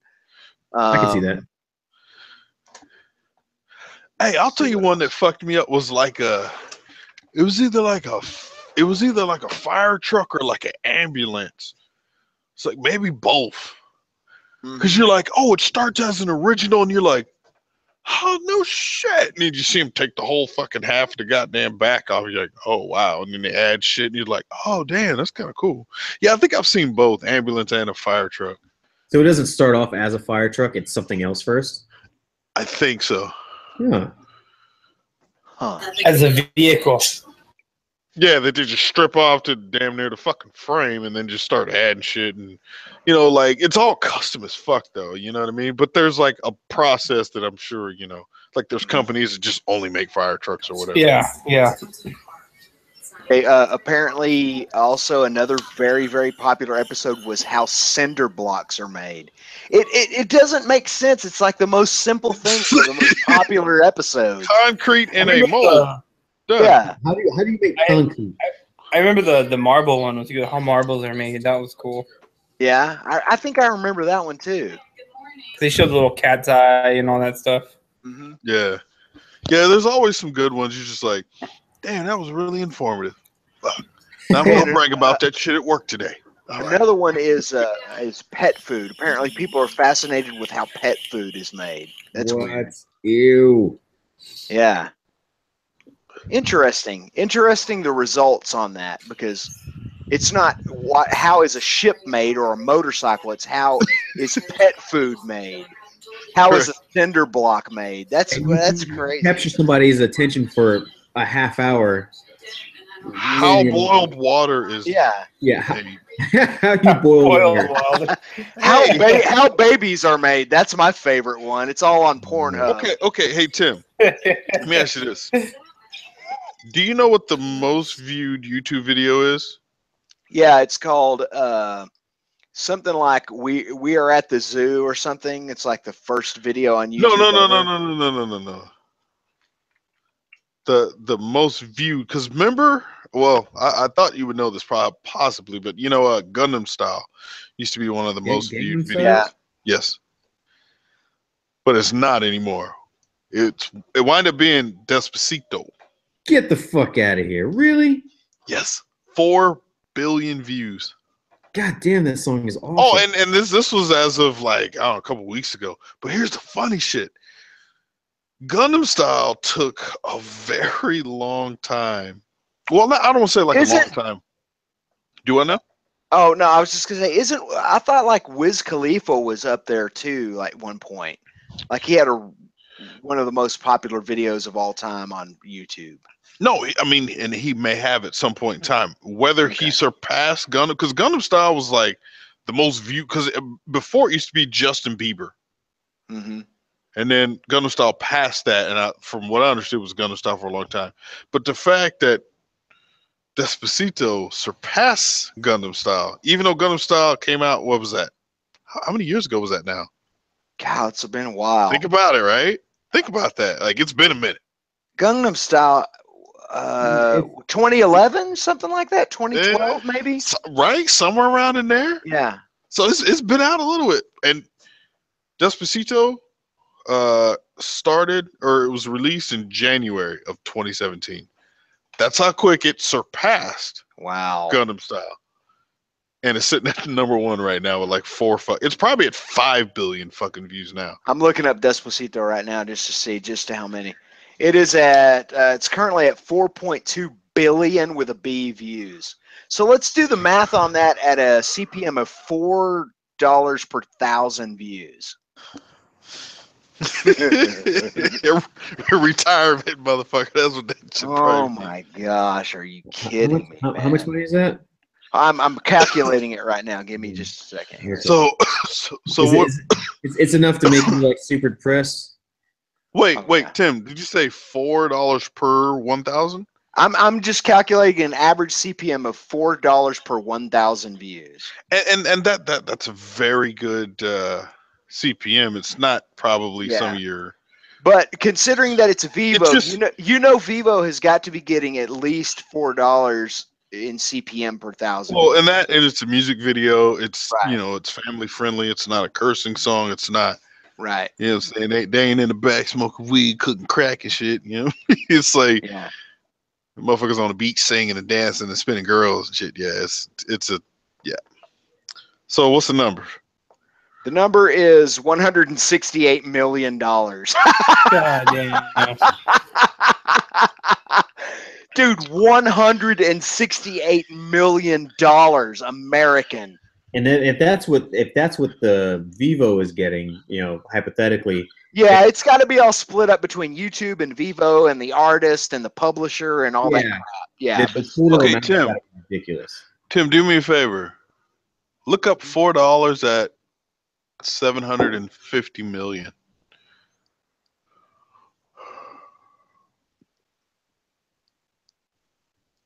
That's $3 million.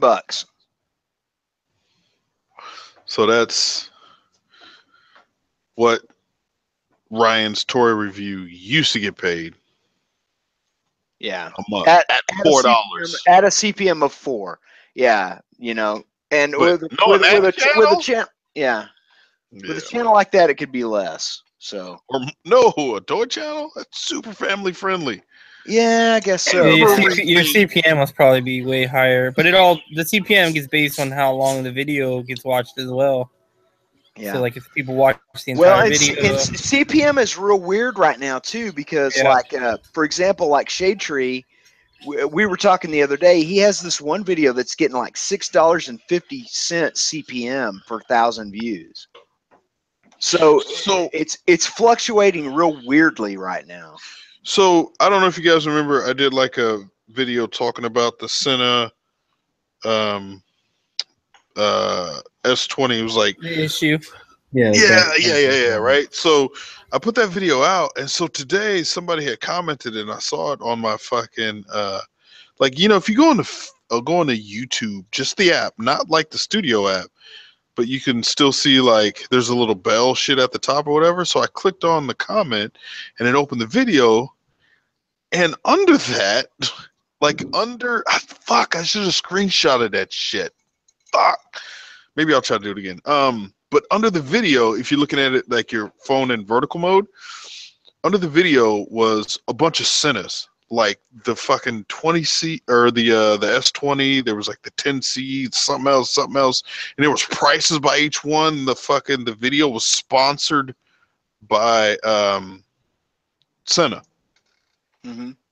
I was like, I'd never seen that before on a video ever. Like it wasn't a video. Yeah, I've seen it on a few with the ad. Yeah, there's like little squares underneath, and it looks completely different than normal. Yeah, like, you know, the video's playing at the top. It's like the top fucking, you know, like 30% of the phone, and then under that is, you know, other related videos or whatever. Like I said, in regular, you know, vertical mode or, you know, up and down mode. And so under that was little images of fucking different Senas, and I was like, wait, what? And then I saw it said sponsor fucking Sena, and then the little eye thing popped up, and it said something like buy Sena. I was like, wait, what the fuck? Like, that's the first time I'd ever seen some shit like that. But it was on the phone. I fucking should have, goddamn it, I should have screenshotted that, dude. Like, I showed Cali Clutch. I was like, dude, look at this shit. And he was like, yo, wait, what? So you could buy like Senas from that? I was like, I don't know, dude, but there's just images of the shit just right there under the video. Huh. I mean, I could be getting like a great CPM off that shit. I have no fucking clue. But I'm gonna look at it. All you gotta do is go into this creative studio and look at it. Yeah, I don't know how to fucking do all that stupid shit, man. I just do YouTube, son. Let me see if I can pull up the video. Where the fuck is my phone? You can't do it on your you can't do it on your phone. See what my best CPM in the creative right studio. Now. Oh, all those red down arrows are fucking killing me, dude. I can't stand to look at that right now. Oh, my analytics are in the fucking toilet right now. Let's see here. Look at what my best CPM is. Oh yeah, I know exactly what video this is on. The video for "Kiss My Rebel Ass" is gonna go like to almost. It's gonna be at 200,000 before we know it. So yeah, I'm getting pretty close to $4 CPM on some of these. Some of them are lower, a few of them are higher. I just wish I had more views, man. I'd be doing all right.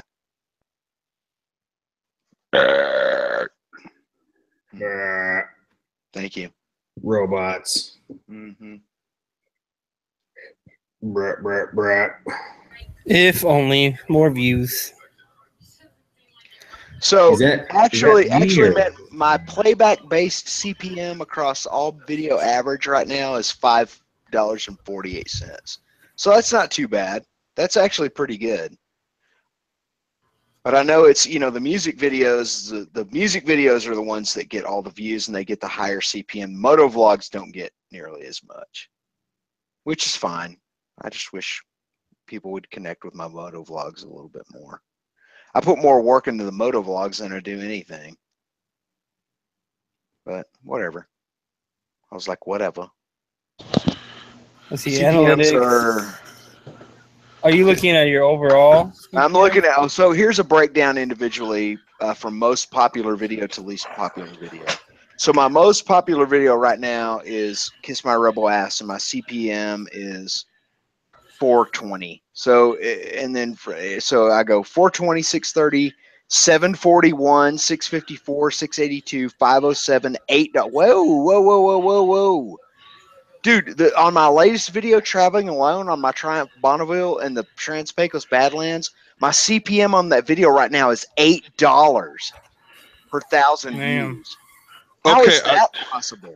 Yo, I just screenshotted this shit that I'm talking about on my phone. So I will send you guys Instacut. My CPM on my ginger beer video is $22.95 per 1,000 views.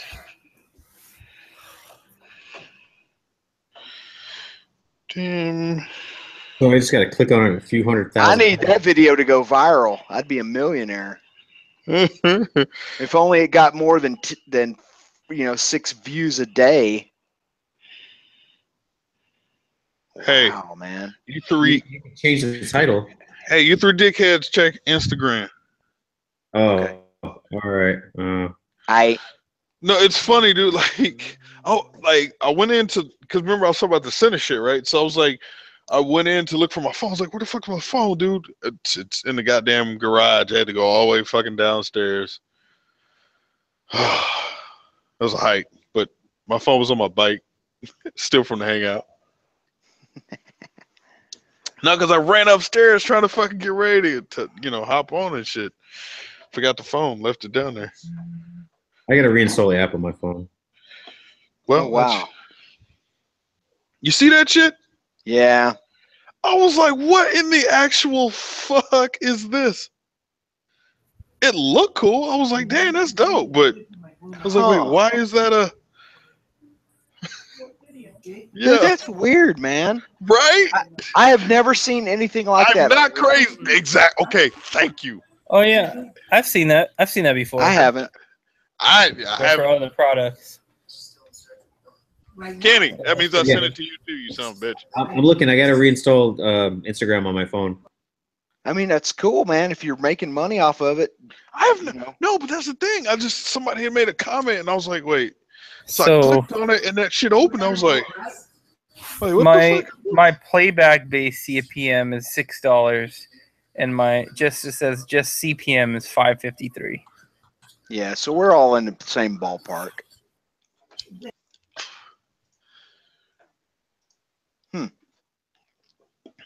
Right? I was like, God, I can't believe I have a CPM of $22.95 on my ginger beer video. That's pretty freaking good, man. So wait, but are you getting views to that?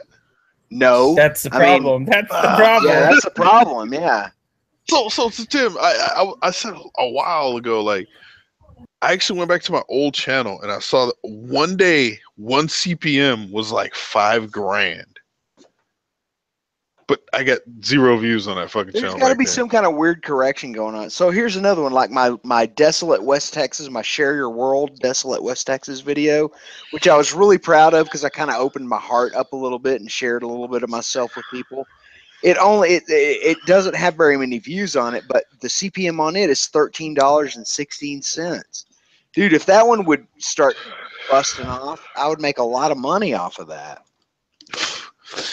And weird, see, man. Yeah, you know what? Now that I think about it, that's the conundrum. Like, how do you push people to that video? I know. Come on, fuckers! Like, I don't want to sit here and watch this shit on random iPads for the rest of the night.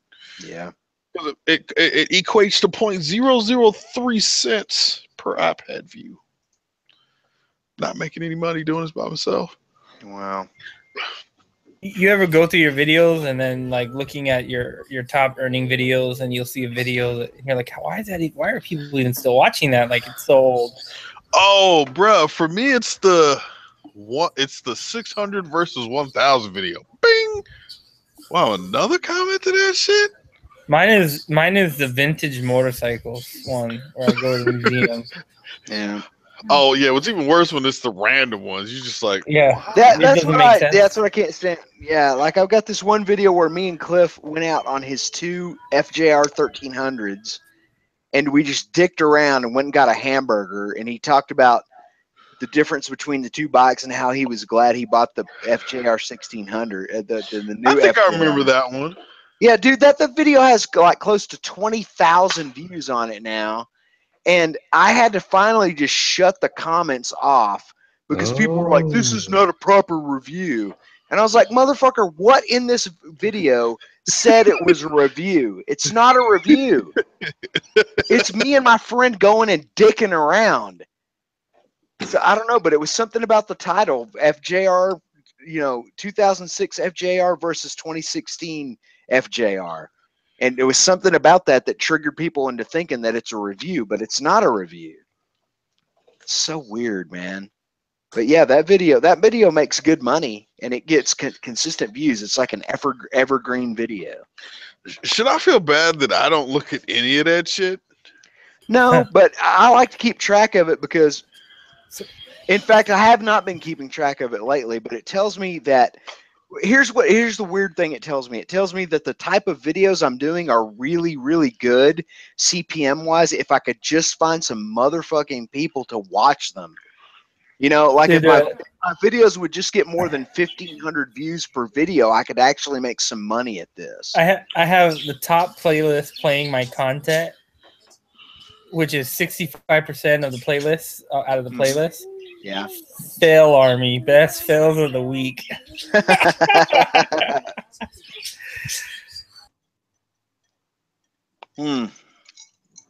It's such a weird deal, man.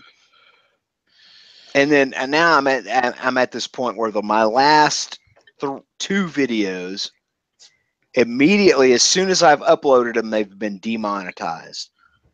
So what I've done is I've left them unpublished, challenged the demonetization or limited monetization. And then once I've submitted that, I release the video so it starts taking its initial hit of views, which prompts them to have it reviewed, and then they've both been remonetized. But wait, so you've gotten 1,000 views? Well, no. Well, I've got like my last,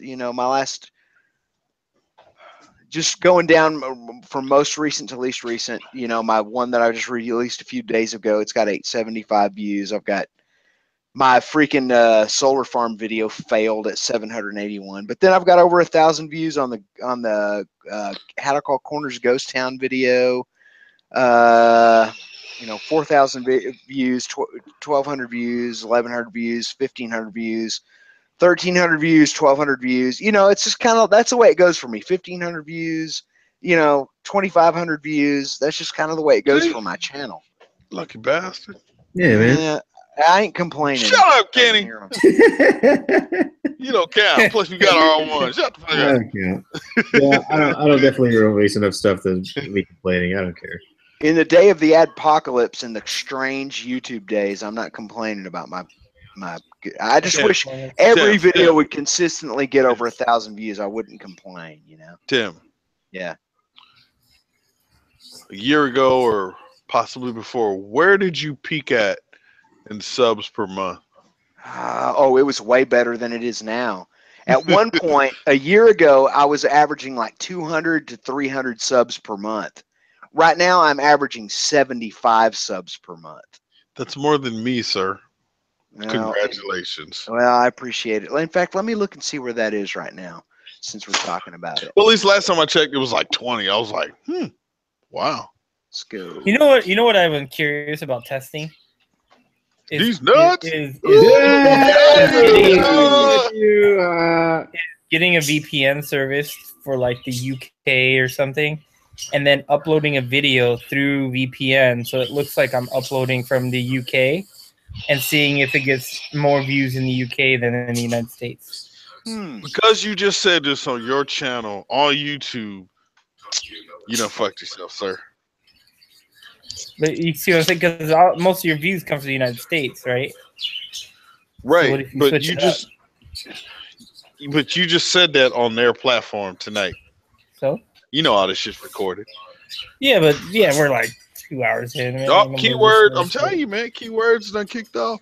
Your channel right now, sir, is under YouTube review. So VPN. It's a 6 to 8 month process where your channel's going to be reviewed for everything that you say, sir.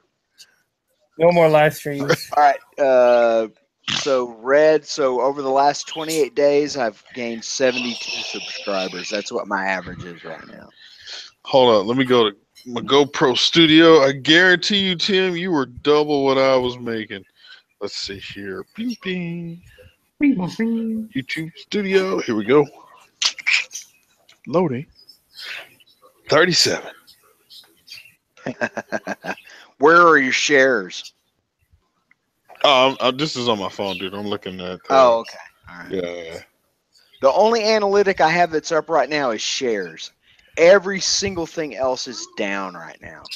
Watch time's down. Average view duration is down. My average view duration is just dipped below 3 minutes. Views are down at about. And yet, YouTube wants you 20-minute videos. Yeah, exactly. I think that's part of it. My views are down at 29,000 views for the past month. Let's see. I won't say revenue, but it's down. That's interesting. Likes are down. Dislikes are down. Comments are down. Shares are up. Shares are the only thing that's up. I've gotten 477 shares over the past month. You know, my average time in the playlist is up from 5 minutes and 54 seconds to 14 minutes and 30 seconds. Ooh, I need to look at that and see where I am on that. Hey, Tim, let me ask you this. On social media, say like Instagram, do you are you constantly growing in followers per month? Like in Instagram, I'm pretty stagnant. Like I have a net gain on Instagram, so that's good, but it's not much. It's not much. It's like maybe it's maybe like 3 to 5 viewers a month, but it is a net gain, so I'm not complaining. But then you look at your actual losses. Wait, but let me ask you this. So it's like gain and losses, right?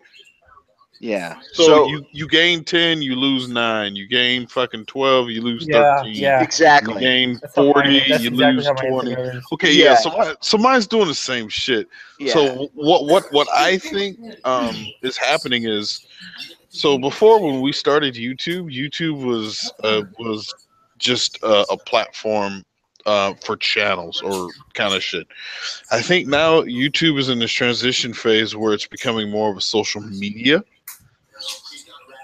So you kind of like maybe gain and lose subscribers a lot because it depends on whether or not you're feeding a need constantly. Then people continue to subscribe and they don't leave so quickly or whatever. Like, I don't know, man. It's kind of weird, man. I don't know.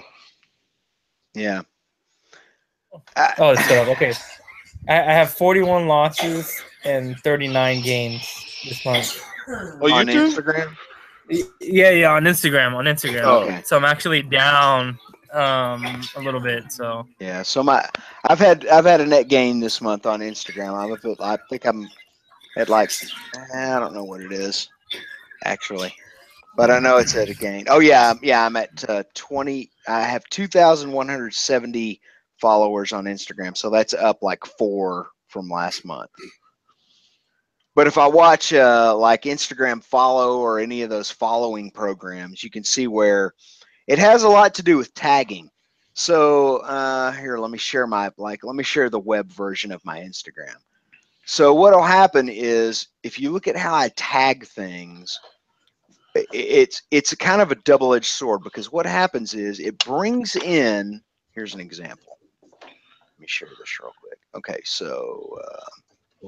Here's the web version of my Instagram. So this, anytime I do anything that has to do with drones. So let me find something. Okay, so here we go right here. So this got 223 likes on my Spark drone. My Phantom drone gets more attention than the Spark drone. But here's a good example. So what happens is I do, hey, I just added a DJI Spark drone to my drone hanger, only slightly bigger than a cassette tape, blah, blah, blah. All right, so look at how I tag it. So I tag it with drone pilot, videographer, videography, drone, DJI, that sort of thing. And so what that does is it brings in these followers who are just trying to get you to follow them.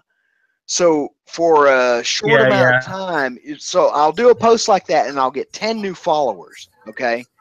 And then I leave it up and I don't post for a week, say. And then I post something about my motorcycle, and then 7 of those 10 new followers, or 8 of those 10 new followers, unfollow me because they realize, oh, this fucking guy just posted another Instagram post and he hasn't followed me since I followed him. And I don't give a shit about what he's posting. Actually, I just want another follower. So now I'm gonna let him go.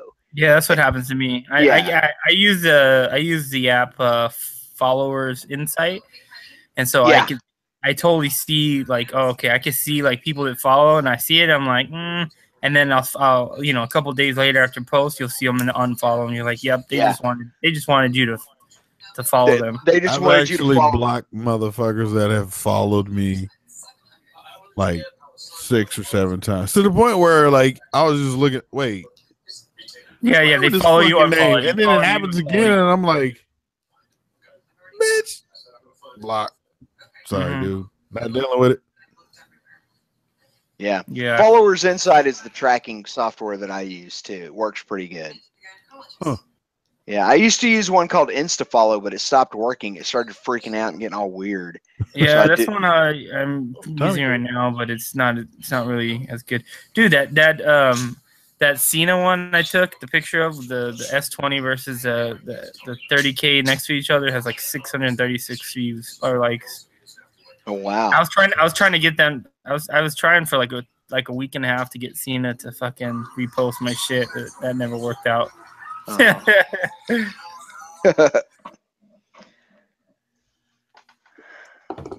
Yeah, Instagram is a weird animal. The only reason I got on that is because Neil told me to get on it. I got on it because a fucking Barbados moto vlogger fucking told me to get on it. Yeah. I kind of like it though. I do. I enjoy it. Yeah, Instagram? I do enjoy it. I like Instagram way more than Facebook. I don't even have Facebook on my phone anymore. I like Instagram. Yeah. You know what I use more than anything? The chat feature. Oh yeah, dude. Like the different groups and stuff like that. That's pretty cool. Yeah, I like that a lot. Yeah. Salty crew, Mr. Red. I can't wait to get some pictures of my new Z900 RS on my Instagram page with my other bikes. Yeah. That'll be good. I just hope it's not too expensive, man. If it's like $1,000 more than a regular Z900, then maybe, you know. But if they come out with, if it's like $14,000, I'm not buying one for at least a year or a year and a half. Fuck off at 14. Yeah, I ain't doing that, man. It's stupid. I can wait a year or a year and a half when they start bouncing back onto the used market for $7,000 and go pay cash for one.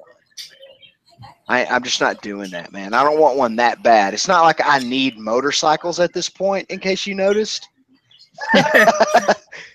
You know, but I would really like to have one, though.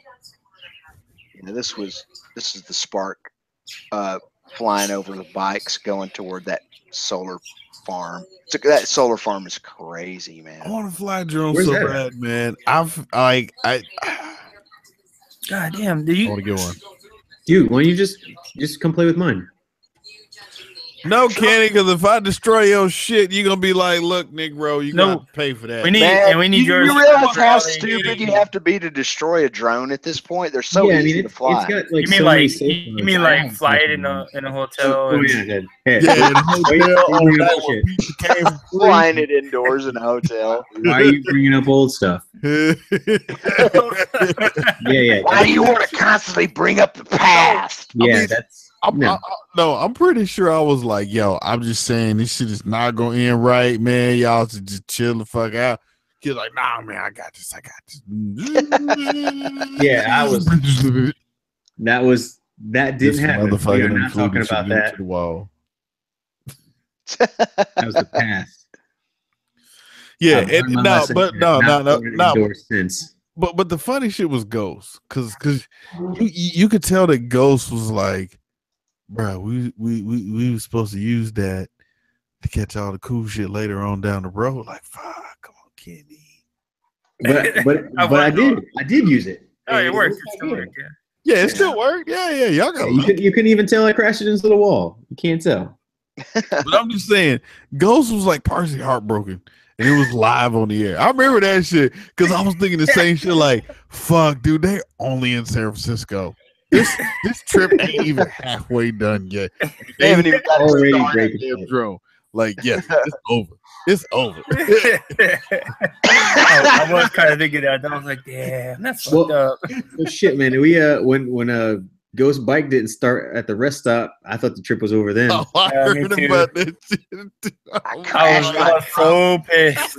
Yeah, you guys know about that in the side chat? If you don't, you should go tell them. Doc, hey, Kenny, go ahead and tell it, dog.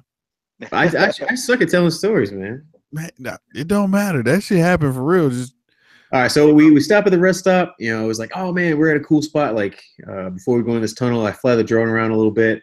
We go to get back on the bikes after packing up all our stuff, and Ghost's bike won't start. And we are like a couple hours from the hotel. We're like halfway in between like where we are and where we wanted to go. And we ended up having to disconnect this battery and shit. But we were scared for a minute. Like fuck, this bike's not gonna start. Like trip over. Trip is over. Trip's over. Yeah, and like all the lights just turned off. Everything turned off. Nothing like, came on. Just everything was gone. I was like, fuck. And we were like in the middle of nowhere. See, I ain't never had that issue. Yeah, I never had that issue on the R6, man. See? This is why damn, man. The Kawasaki, when did the Kawasaki ever do you wrong? Never. You know, what it ended up being was that the battery connection, not on the battery side, but on the other side, was corroded because I was right next to the ocean. So I miss my. That's what the problem. I miss my ZX7R. Yeah, you got football pads on. What the fuck? What, dude? No, that's me and my ZX7R. Look, this is in 2003. Do what? Is that football pads under that pink shirt? No, man, it's just a red mesh riding jacket. I don't know why I was wearing my red one with my green ZX7R that day, but I was for whatever reason. This is like we were talking about earlier. In 10 years, you can look back and be like, yeah, wow, I used to match my bike. Yeah, that's yeah. Man, I do. That was the most uncomfortable Kawasaki I ever had of all the million Kawasaki's I ever had. But that is one of the sexiest sport bikes ever made right there, man. And it sounded like the devil. Oh, I loved that bike. Do you see that exhaust? That shit looked like a fucking... Yeah. I mean... That's old school D&D Texas exhaust, man. They make those in Texas. Yeah. There was no cat on that, probably. Yeah. Oh, hell no. It didn't even have a cat from the factory, dude. This is a 90s bike. Fucking those turn signals look like, I don't know.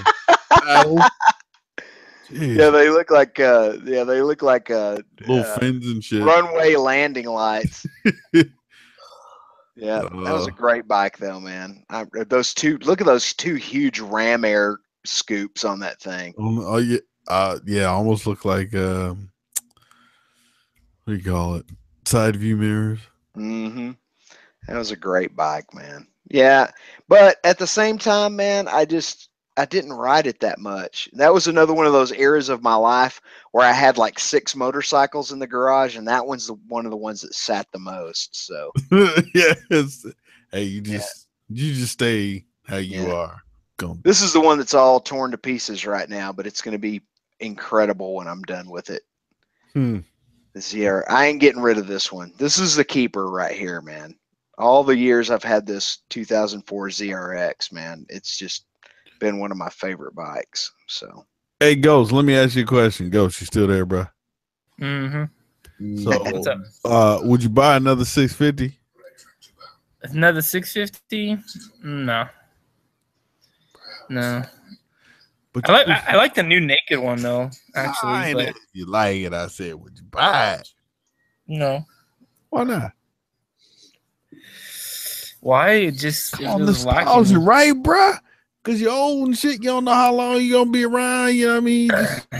It was like, lacking. Man, I probably should go back to my roots and shit. Get it in. No.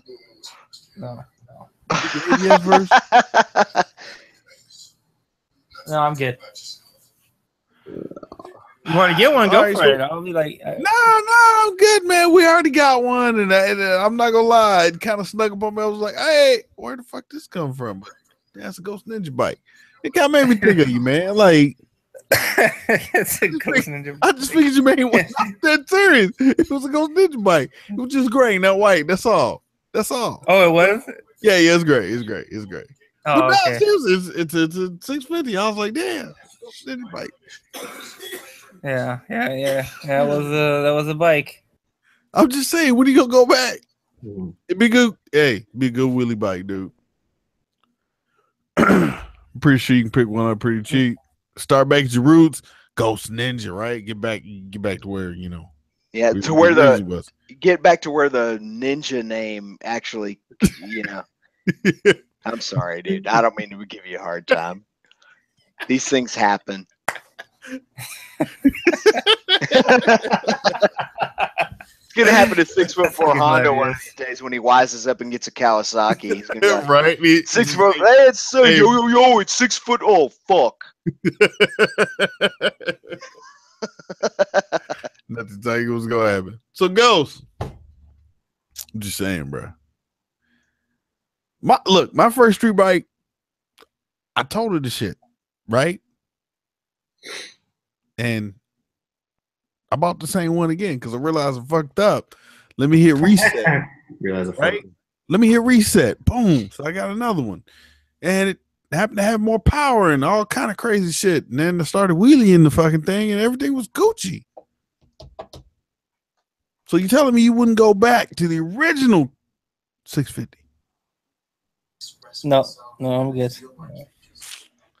They invention. I mean, come on, son. Like it would be. It was a nice bike, though. It was a nice bike. No, right? You know, it really wasn't any less or more comfortable than the Daytona, to be honest. Bitch, come on, quit lying. The way that you're like your knees... one is super sport mode, the other one is a little chill. Yeah, no, but the seat was really hard on the Kawasaki, and then the way that your legs are positioned. So I don't know what you're talking about. Well, the way that do you remember you changed? That was something that you changed before that ride even took off. Look, why are you bringing up old shit? It don't matter, son. You didn't ride with the side seat in the first place. Here. So, anyways, just saying. You know the 650 is a good choice. You know it is. Oh, it's a good bike. Yeah, it is a good bike. Right, especially like a 2018 ABS wheelie control. Right, it's got the motherfucking track control, GPS, and all that other cool shit. Yeah, air conditioning, everything. Z900. Any Kawasaki can be called a ninja almost, except for the cruisers and whatnots. And you know, the Z1000 is pretty nice. Z1000, Z900. It is. I remember the first time I saw one, I was like, I like the Z900 better than the Z1000 though. The brand new Z900. Oh my god, that bike is so badass. But I got to hold out for the RS. I just got to see what's up. I got to see what the price is. I got to do my due diligence. Let's see, Z900. All right, well, Ghost, what's your next bike? Probably Speed Triple. Good choice. Moving in. Oh, come on, dude. What? Really? You can't go wrong with Speed Triple. Really? So you're gonna stay riding the Triumph Wave? Yeah. I had other choice words. I'm still at least one more bike. At least one more. I'm still trying to keep this PG because I've counted the curse words we've said tonight. Oh, did we hit our limit? 213. But I'm sure. Yeah, I've said probably 50 of them. Look at that. That's a beautiful bike right there, dude. I'm telling you right now. What is that? This the Z. That's the new Z900, man. That's what you're talking. Wait, that's not what you're talking about. No, well, I'm talking about the Z900 RS, the retro model. Get that shit, Tim. We on the same page. Yeah, but this one is badass too, man. Just look at it. That exhaust is ugly as fuck, though.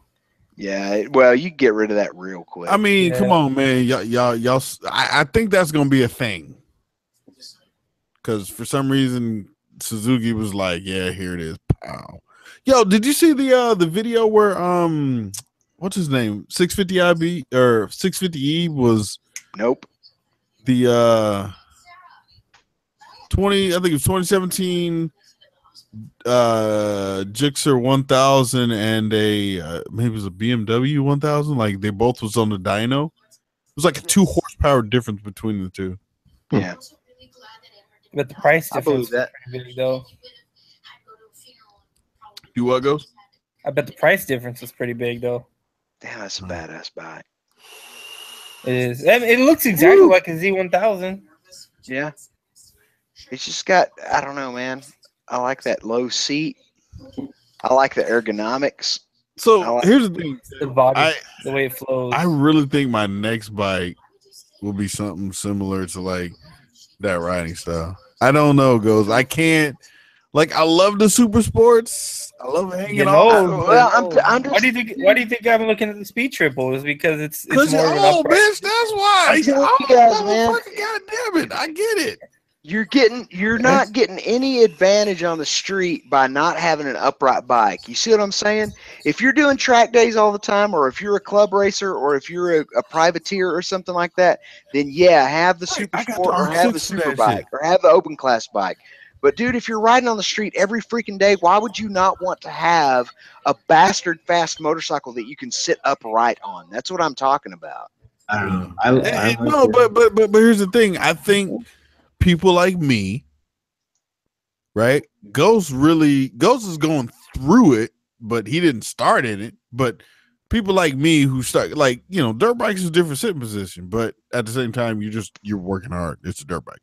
Right. But no, like when I switched to the R6, you know, and it was fun in the beginning. Yay.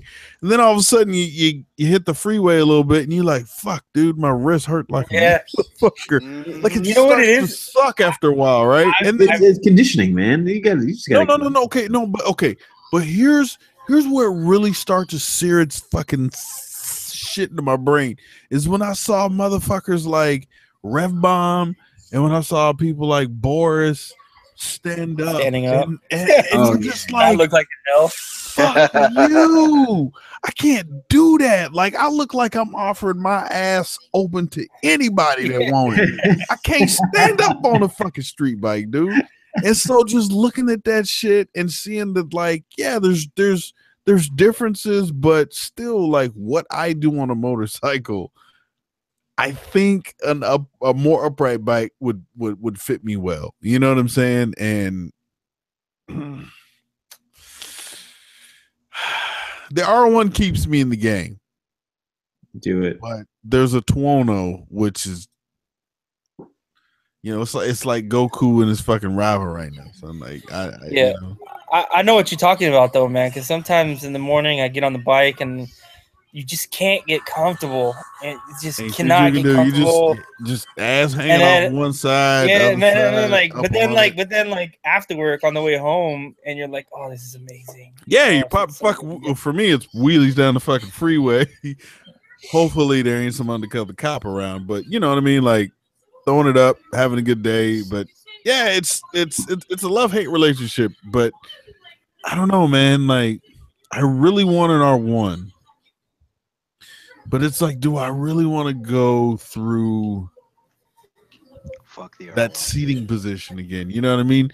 I mean, if I made that choice, yeah, I'd be fine with it. But, you know, honestly, like, you know, fuck, dude. I'd love to have like a Tuono. Tuono would be perfect for me. I'd be happy. But fuck, that shit ain't cheap, man. Red's getting an Africa Twin. No, hell no. But you know what though? The fuck around and that shit standing right in front of me, and I'm like, man, that for real though? It's got two. That big ass bike. You're gonna be in the stoplight having to jump off of it. Yeah. 2 USB ports. Wow. You just need to nut up and get the FZ10. No, I That's don't too like big, the front man. of that Me fucking neither. thing, Yeah, dude. it's too big. I don't Fuck like it. that bike, man. Yeah, I I'm think sorry. you. I don't think you were on the last hangout I was on where I was talking about where I went to go see one and sat on one and checked it out and everything. I think I was there. You be talking about it. I don't If like you the would- front of that motherfucker, man.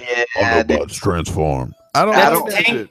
That tank is so big. I don't know what it is. It's just so giant. It feels uncomfortable.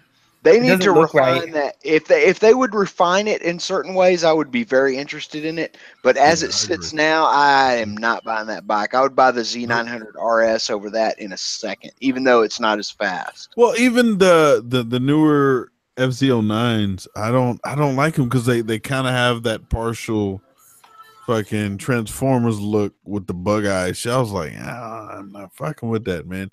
Like the FZ09, I think it was like a 16. It had like the single headlight in the front, and like that shit was cool. You know what I mean? I like the way that looked. Granted, it wasn't the best thing, but to me, it's better than what it is now. Yeah. But Yeah, my laptop's at 9%. goddamn, so you Damn saying you ain't got no? Oh, you Mexican, you ain't got no Yeah. power, son. I tell you what, I'd I am really like to I am find. If anybody finds a 1997 or 1998 ZX9R that's clean, give me a call. Shoot me a message and let me know. At I'd really. timcraze.com. Yeah. TimKreitz.com. You can go to TimKreitz.com, actually. See? Yeah.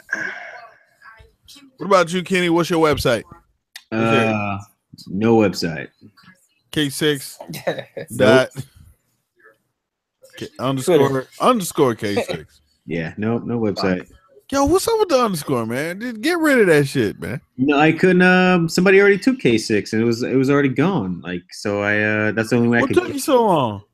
I only joined Twitter Instagram last year because of Ghost Daughter.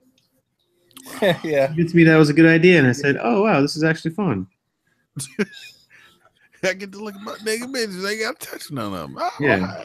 Oh yeah, Busted Nux had a perfect, an older RC51. Let me tell you something, dude. My buddy Carl over in the next town over, he's got a 2002 RC51, and I would kill a puppy for that bike, but he will not get rid of it. Back on puppies, huh? Yeah, after all the puppy talk tonight. Yeah, no, I kid, but I would really love to have that bike, but he won't get rid of it. He's got it. I mean, who would, man? If you've got an RC51, you need to hang on to puppy it. in the face. I would punch a lion in his arrogant mouth for an RC51. Yep, those were great bikes. That was one of the first like leader bikes I ever rode, and I was like, damn, this is amazing. Mm-hmm. I was actually riding for racing. I was a freelance rider for AMA, not for AMA, but I was kind of selling them this and selling them that, and just writing for certain websites during the era when Nikki Hayden won the AMA championship on the RC51. That was the absolute heyday of AMA superbike racing in the United States. Those were good times, and it's a sad shadow of its former self now. What? Time's changing? Oh yeah, Time? they do. Is that happening this weekend? Rum's changing me right now. Yeah, rum's making me tired. Rum's changing me. Making me tired. That's so good. Rum's changing me right now. That is good. I like that. I'm gonna remember that one. I'm going to bed. Yeah. I'm out. Are you out? Okay, man. Yeah, I'm sleepy. All right. Good hanging with you as always, man. All right, Yeah, call me before you head over tomorrow. All right. Yeah, I'll hit you up like around 10. I'll probably leave my house around then. All right. All right, man. I'll catch y'all later. Bye, everybody inside chat. See y'all later. Be good. You too. Or not. Or not. Or not. Choice is yours. X1. Look at Tim seriously looked at the puppy he found in his truck Seriously contemplated murdering the puppy to get the RC51. Actually, that kind of synopsizes and compartmentalizes the fact that I would never do that. Because, dude, it's so weird that we anthropomorphize dogs the way we do in the West. Like, it's just a little dog. But, dude, I was worried about that dog all morning at the office. Like, dude, all I could think about was that stupid little dog. The damn puppy. Yeah, it's so funny how, of all the things we should worry about in life, instead we worry about a puppy we found under our truck, But I mean, you did almost murder it. I did almost murder it. In fact, if I hadn't noticed it, I think God had something to do with that, because, I mean, it's a black dog at 7:30 in the morning underneath my truck in the driveway. It's a miracle I even saw the dog to begin with. So, anyway. She's safe, so it's all good. By the way, my neighbor told me the dog's name is Pepper. So, Pepper. Yeah. Makes sense. Mm-hmm. Original.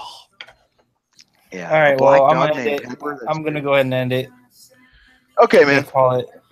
Go. It was fun. Unless you guys want the 5 minutes, you guys are more than welcome. Nah, you know what? You can go ahead and end it, man. You can kill it, man. All right. Sorry, chat. Thanks for hanging out. It's a short one. We appreciate it, everybody. Yep. God Sorry, bless you guys. 8 hours. Yeah. But see you. Life Friday. is changing for all of us. Yeah, definitely. It is. Can't do those 8-hour live streams when you got 2 jobs. Oh my God, yeah. On radio moved to Sundays, right? Is that what happened? Yeah, Red One. Wait. Oh, did you? Yeah, Red One Radio is. Yeah, it's on Sunday. I wondered about that. Yeah. Sunday nights. Yeah. Well, Sunday evening, like 6. Oh, that's perfect. That's 8 o'clock my time. That's perfect. Okay, cool. Yeah, because work fucking Wednesday, man. Like I don't get off till fucking 7, and then that shit starts 7:30. Hey, Red. Ain't nobody got time for that, bruh. They got time for that. Sunday though. All right, well, holler at me over there. Sunday, Red One channel. Yeah, you're later. Peace, people.